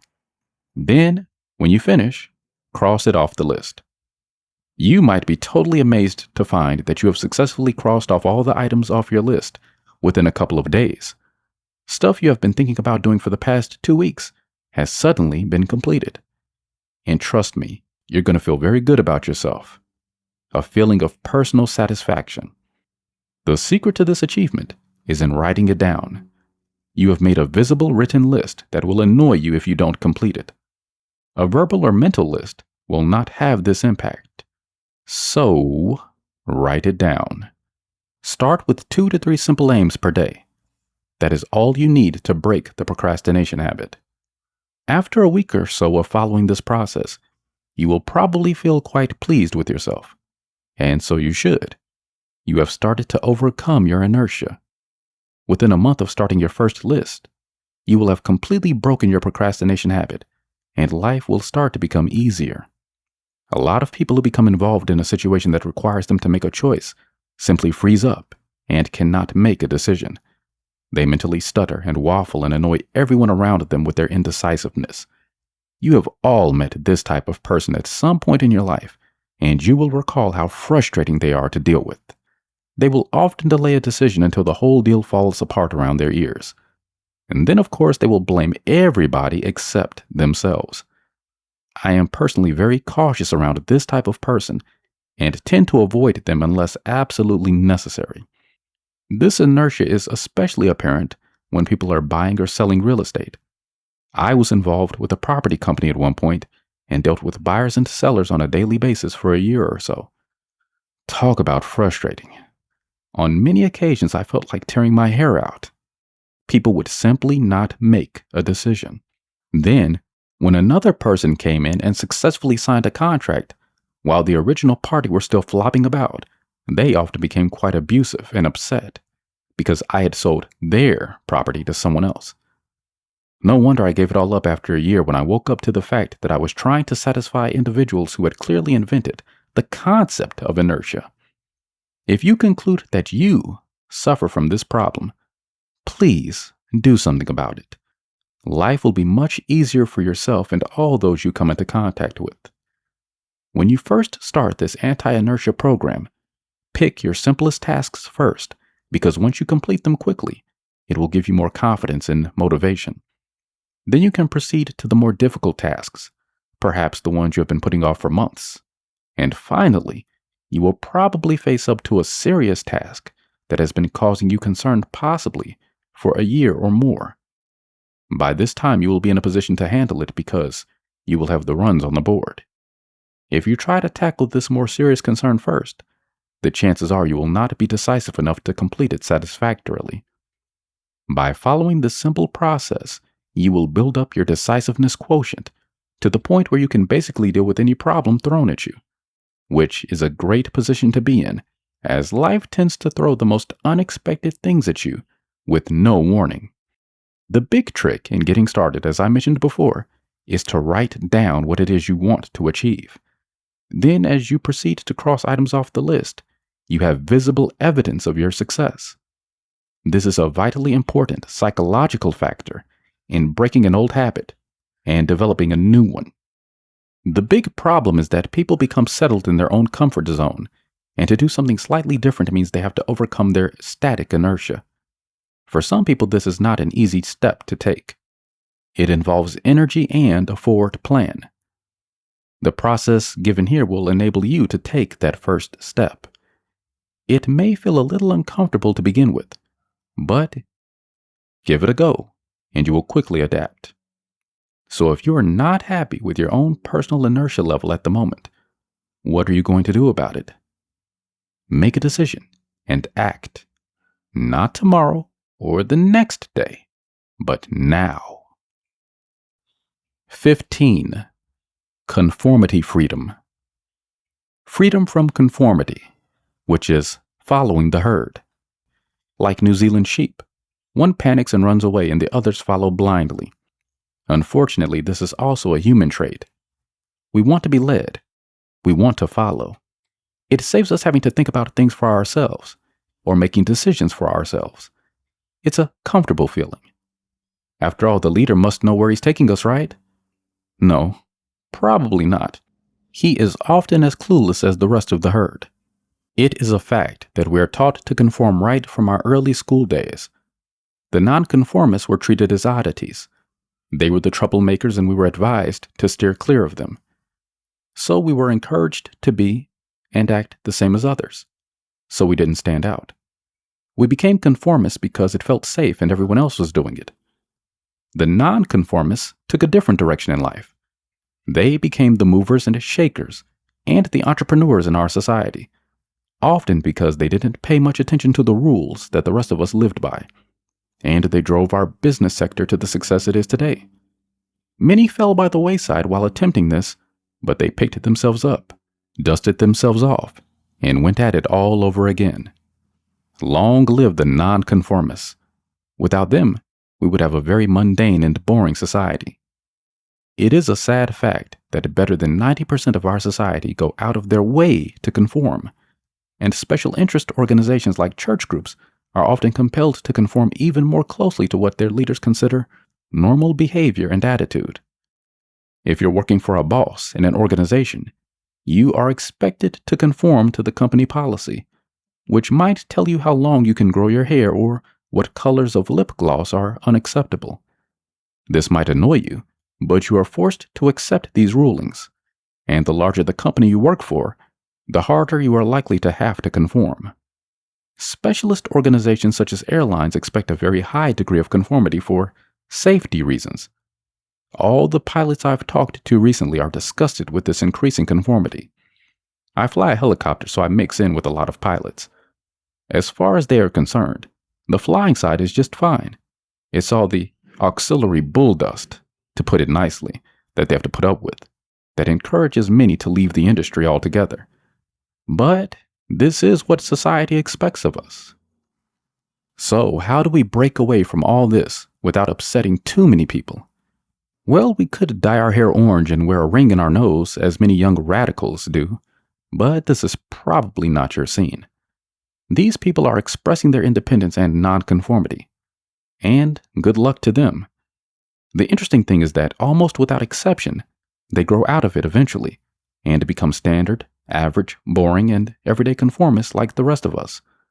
So what went wrong? They eventually concluded that they weren't going to get anywhere in life by standing out too much. Others treated them with suspicion and jobs were hard to get. So they gave up on it and joined the herd. But a fair percentage of us would like to still express our independence. Within reason, of course. There are sectors of the community where nonconformity is standard, and this can be quite a shock to the standard person when he meets up with this group. One of the most nonconformist groups of people I have ever met were the opal miners in South Australia.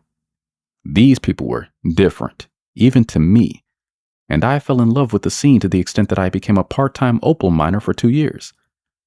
These miners ignored almost all rules and regulations and in general seemed to have a fairly happy existence. And of course there was always the chance of hitting the jackpot, a large opal find, which really inspired them to carry on searching. And this happened occasionally, so all the rest of the miners were waiting their turn. But when we're stuck in our mundane job and non-fulfilling social life, how do we express ourselves? The answer is deceptively simple. We start by making small changes in our appearance and by doing slightly different things. Not enough to raise society's collective eyebrows, but enough so that others notice. This happened years ago when miniskirts first came in. Brave young girls wore them, which of course was scandalous to the older set.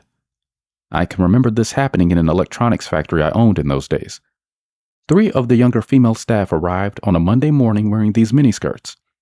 The older women objected, and I had to intervene to prevent them from throwing hot soldering irons at each other.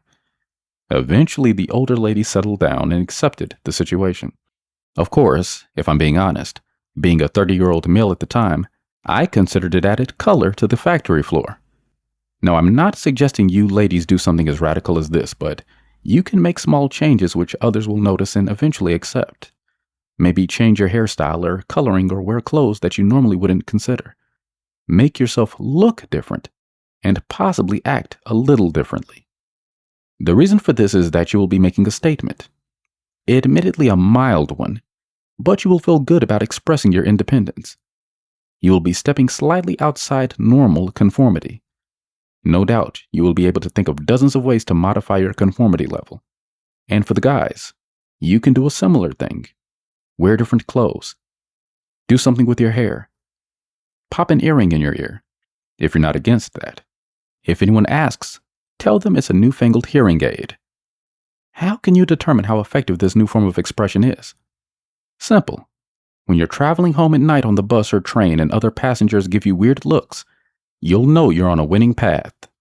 And if you suddenly arrive home at night with your new appearance and your partner lets out a shriek, you'll definitely know that you're on the right path.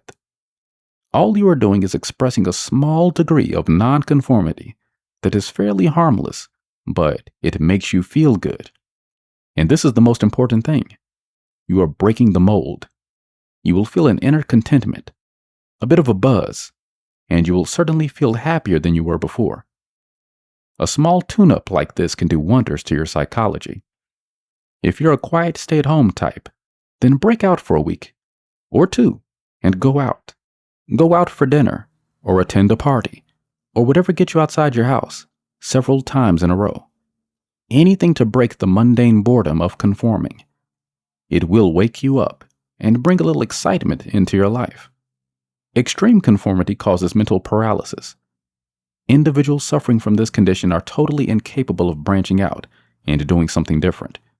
It's almost as if they have been brainwashed. There is little hope that these individuals will ever lead a happy and fulfilling life. By now, you will understand the dangers and advantages of conforming to society standards. So, how do you feel about it? Are you happy with your own level of freedom? If not, then what are you going to do about it? As usual, the choice is whose? Yours. 16. Tunnel vision freedom. If you were standing at the bottom of a 20-foot deep well and looked upwards, what would you see? A very small portion of the sky, probably. Your vision has been narrowed and tunneled by the sides of the well. Would it surprise you to learn that a fairly high percentage of our society travel through life with exactly this limited vision and awareness? Something like a horse with blinkers on. These eye guards prevent the horse from having peripheral vision and maybe freaking out if it catches sight of something unexpected out of the corner of its eyes. A couple of years ago, I traveled back to my old hometown where I was raised. I hadn't been there for almost 30 years. I was able to catch up with a handful of friends that I had known way back in time.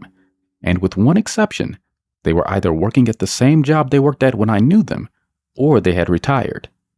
Out of the 5 of them, only one had ever traveled outside the country, and 3 of them still lived in the same house. Only 2 of them were interested in what I had been doing since I saw them last, and this was only in the form of a minor passing interest. Their tunnel vision actually shook me up. One of them asked if I still flew light aircraft, and I told him that I now flew helicopters instead. His wife looked at me as if I was crazy. She then asked if I hired these helicopters from a flying school, and I told her that I didn't need to, as I had my own. That was about the end of the conversation with these people. The wife told the husband that it was time for his bath, so he excused himself from my company on that pathetically feeble excuse. Perhaps it was his weekly bath? What amazed me was that we used to be fairly close friends, but I had progressed forward in life while he had obviously practiced tunnel vision techniques and become an expert at it.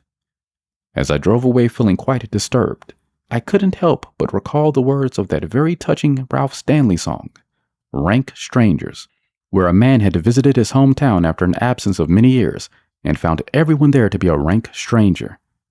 All his friends were dead. I have never been back to my hometown since for obvious reasons. It's too depressing. And a great pity because it is really a beautiful place. I feel it's best to hold on to the happy memories rather than try to relive them. I guess the message here, as you grow older, is not to look too fondly backwards. It's all history and will not repeat itself. Move on to new, exciting things. The past is the past, and it will disappoint you seriously if you try to track it down. Some of my fondest memories were of my skydiving days when I was with a great team of guys and girls, parachuting all over New Zealand.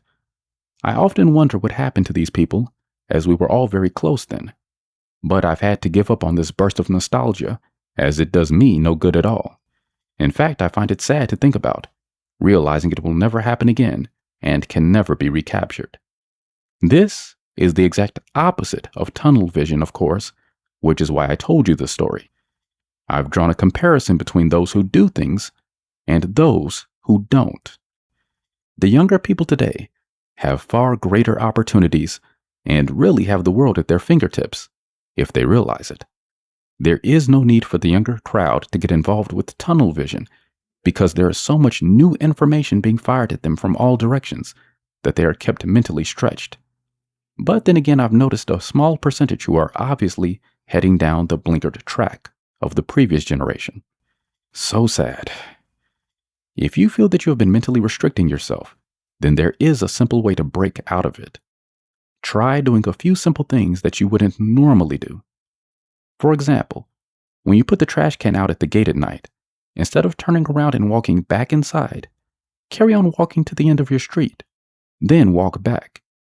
Or, if you catch a bus in the mornings at your favorite bus stop, start out earlier and walk to the next bus stop. And when you do catch the bus, instead of heading to your favorite seats at the back, sit in one up front. Practice doing this sort of thing frequently, and it is likely to become habitual. You are retraining your subconscious mind. It will eventually lead you away from a blinkered mindset because you are making consciously different decisions instead of reacting to habit. The worst possible tunnel vision situation is the flat earth type. There are people who simply will not believe a specific event is happening, even as it unfolds in front of their eyes. Unfortunately, my dad was one of these.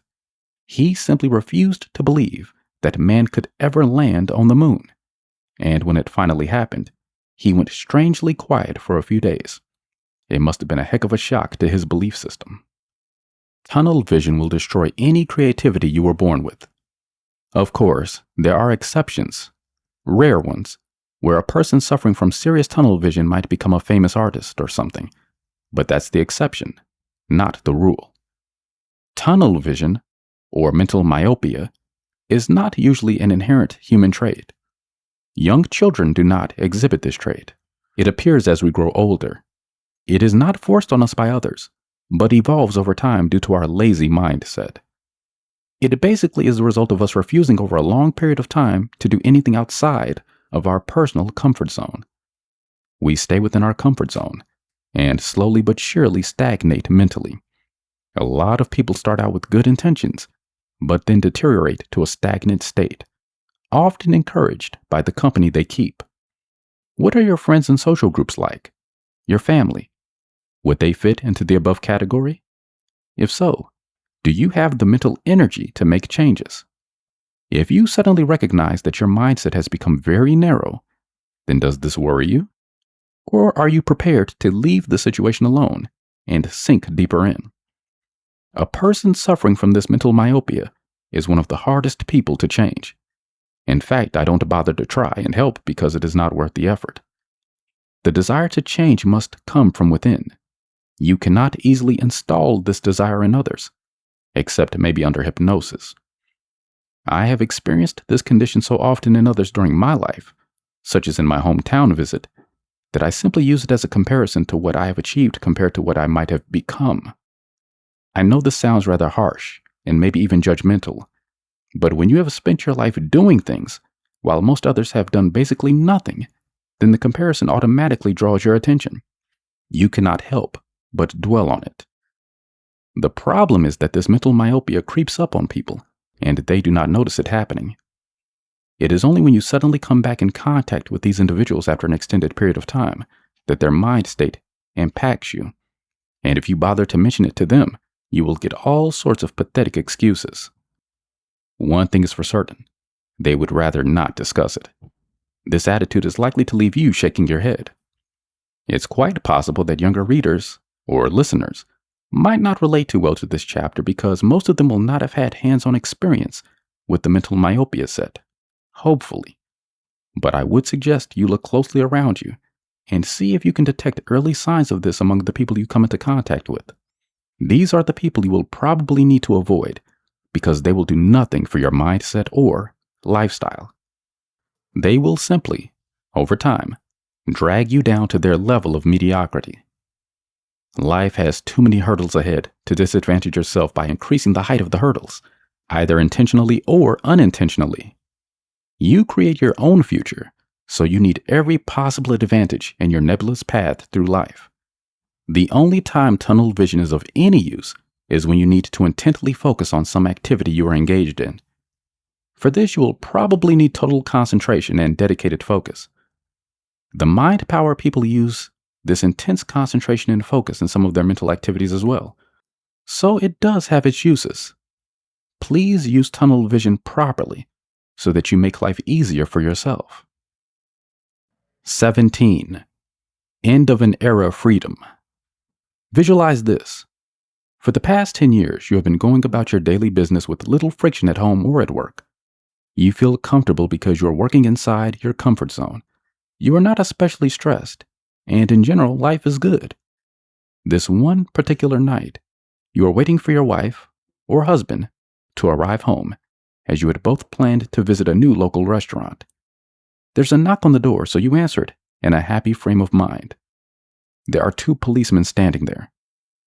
The news is shocking. Your spouse was involved in a car accident on the way home and was killed immediately. You're shattered. Your world falls apart. You find it hard to accept, but the police are extremely gentle and give you hours of support. And I write this with deep emotion because this is exactly what happened to me many years ago. Family rush around to support you and somehow you make it through the first night. As reality dawns, you realize you have reached the end of the most important era in your entire life. Slowly, time heals these emotional wounds, but you realize that nothing will ever be the same again. All your joint plans for the future have been totally destroyed, and you have to find a new direction in life. It takes a long time to be able to think clearly, but you receive massive support from family and even rank strangers. Eventually, you find your feet again and get on with life, but there is a soul-destroying emptiness there that you will never recover from, despite the brave face you show the world. Your life was torn apart in a few seconds. You have reached the end of a comfortable era. And it is exactly the same with a marriage or long-term relationship that falls apart. Very fortunately, you usually get some warning of this and can sometimes semi-prepare for it. So when it does eventuate, the pain and shock is not so severe. But it can have the same effect on you as a sudden death. The loss of your long-standing comfort zone. Once again, the end of a comfortable era. If you've been happily married for 15 to 20 years and suddenly your partner tells you that they want out, you suddenly become shocked. Sometimes you have no inkling of any dissatisfaction, so it all hits you like a 10-ton truck. And in this situation, it usually takes a long time to realize that it's really all over. You are hoping, of course, to talk them out of it, or that they come to their senses, but it doesn't happen. Eventually you realize that you have reached the end of this comfortable relationship era. The feeling is of being stranded in midair, which is not a nice feeling at all. There are a multitude of times in your life when you will reach this end of era stage. Sometimes in a small way, sometimes in a big way. You have no choice in the matter, as it will happen whether you like it or not. And you basically have to start again in a different, fresh direction. The big thing to remember is that this happens to everyone, not just you. The cosmic forces have not singled you out merely to punish you. Think back over your life and try to identify the end-of-era situations that shook you up. Write them down as you remember them. How did you handle them? Did you eventually survive okay? Some of them may have been minor events, such as moving to a new town with your parents and having to start a new school, and leaving all your comfort zone friends behind. I don't know how many times in my life I've come to the end of an era. I'm thinking about it, and I suspect it's been 30 to 40 times at least overall. One of the ones I remember vividly was in my skydiving days. I had built up this fantastic circle of close friends and fellow jumpers over the many years I was involved in the sport. Eventually, I moved out of the area, then shortly after that to another country. It was very definitely the end of an era for me, and a very sad one at that. My association with these fellow daredevils had a strong emotional impact on all of us. This happened over 30 years ago, and I can still feel the pain of the disassociation. One of the more impacty events in my life. But life must go on. You have to put it all behind you. Eventually, the path to a new life unfolds, and you become absorbed in this. If you are going through this situation at this moment, just remember this. Time cures everything eventually. The more time that goes by, the easier your new life becomes. The human mind appears to have this neat little trick of quickly forgetting the bad events. It's just a matter of surviving while all this is happening. Usually, when you can't see any sort of light at the end of the tunnel, some inner strength propels you forward. You suddenly draw on strengths you never knew you had. Of course, there is always a small percentage who mentally collapse in a heap and never recover, mainly because they haven't got the drive or motivation to help themselves. They will make all sorts of excuses for not getting on with life, but the fact is, they can't mentally let go of the previous era. When this type of event happens, you must accept it and let go. You have no choice, otherwise, you may end up as a psychological wreck. The experience is uncomfortable, unnerving, and often quite scary while you are in the middle of it. But later on, you are usually able to view it objectively and then can put it aside as one of life's uncontrollable events. These unwelcome events generally result in uprooting us from our long-term comfort zone and pointing us in a new direction. If you're stuck in the middle of one right now, just remember this. You are not alone. There are thousands of others just like you, going through a similar experience. Just grit your teeth and get on with life. It's not always easy, but you have to. End of era events are basically random in nature. There are no lessons to be learned from them. They are basically total stuff-ups, I'll say, that you have to learn to deal with as you progress through life.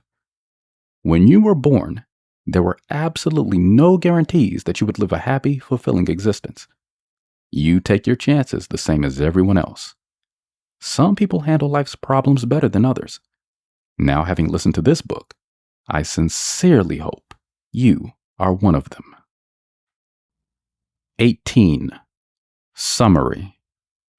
Has all of the above given you some ideas for a new direction in life? I hope so. It has taken me over 50 adult years to learn how to live properly, and basically everything I have learned in the way of attitudes and beliefs, usually the hard way, has been explained in this small book. No matter what you do, you will still make mistakes, but hopefully from now on, they will be smaller ones. The giant mistakes are the ones that mess up our lives totally, and I am hoping to prevent you from making these, as I and many others have done. You may feel that some of the material is non-applicable to your current situation, but I sincerely hope you gain at least a few workable ideas from it all.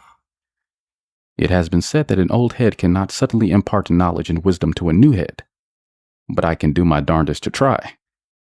What you have just heard is compressed wisdom based on absolute reality and, more importantly, a lifetime of experience. While writing this book, I resisted the usual writer's urge to add filler and padding to make it larger. I could have easily expanded it by 50% by doing this and make it look more impressive and expensive, but I elected to keep it meaty and lean, free of fluff. I figured the stressed out and emotional listener could do without all the added padding and would probably appreciate the smaller, compacted size with compressed, easy to listen to and digest subject matter. Likewise, I have kept the English fairly simple as I am well aware that this book will be sold all over the world and some of the readers will have only a basic grasp of the language. I don't want to confuse them anymore by inserting too many large words. Life is an interesting journey, but at times it's a little hard to relate to. It is the only journey we will make in this physical life, and we have to make the best of it, even if it turns out to be a total disaster. As I look back on my own life, I shudder at some of the glaring mistakes I made earlier on, but somehow everything seems to have worked out all right. I am hoping that by presenting this small book, I will help others avoid the stupidity side of life and end up with a reasonably joyful existence. Life is there to be fulfilled. It is not intended to be an experience of total drudgery. A couple of 100 years ago, individuals had no choice. They worked from 6 a.m. in the morning until 6 p.m. at night doing the most mundane of activities and only earning enough to feed their family and keep a roof over their heads. There was little possibility of changing jobs as there was massive unemployment. Their choices were non-existent. They were stuck in this miserable situation all their lives in atrocious working conditions. These days, we have the freedom of choice. We can actually leave a job and exist on government handouts for a limited period, and this is usually sufficient to supply food and shelter. There is the opportunity as well to become massively wealthy, no matter what your educational level. Many of our richest millionaires clearly went to school mainly to eat their lunch, but still they achieved outstanding success. So intelligence and education have little to do with success. So don't lose any sleep if you are one of these educational underachievers. The opportunities are still available. The difference between these ultra-successful people and the man in the street is in their attitude, belief system, and their ability to analyze problems and opportunities properly. They make their life-changing decisions based on universal reality, not on their own personal fairies in the bottom of the garden type of reality. By now in life, you most likely will have met up with a fair number of this type of person. Reality totally eludes them, and they stumble from one crisis to another. The real trick is to identify them initially, then avoid too close a contact, because they will only drag you down to their level of confusion. And if they drink excessive alcohol or do serious drugs, then this only tends to make them worse. My personal attitude, as I've said before, is to avoid them at all costs, but this may not always be possible for you, as you may be stuck with them in a work or peer group social environment. The trick under these circumstances is to keep yourself as far distant as is practical and possible. That is, do not encourage them to hang out with you or your immediate friends. This is one of the major choices you will have to make if you take this book seriously. But it's all on you. I cannot force you into any course of action. I can only point out the dangers of associating too closely with these individuals. If this little book has a serious impact on you, why not mention it to close friends who are also looking for a way out of their problems? If you help others to solve their particular problems by introducing them to a useful source of knowledge, then you will feel good about yourself, and they will feel good about you. And with that, I leave all the rest to you. Good luck and clear thinking. From the author, James F. Coyle, and your friendly neighborhood narrator. True freedom means being able to do whatever you want, whenever you want, however you want, with whomever you want, all without interfering with others' freedoms. And that concludes the Freedom Book. Thank you for listening, and all the best.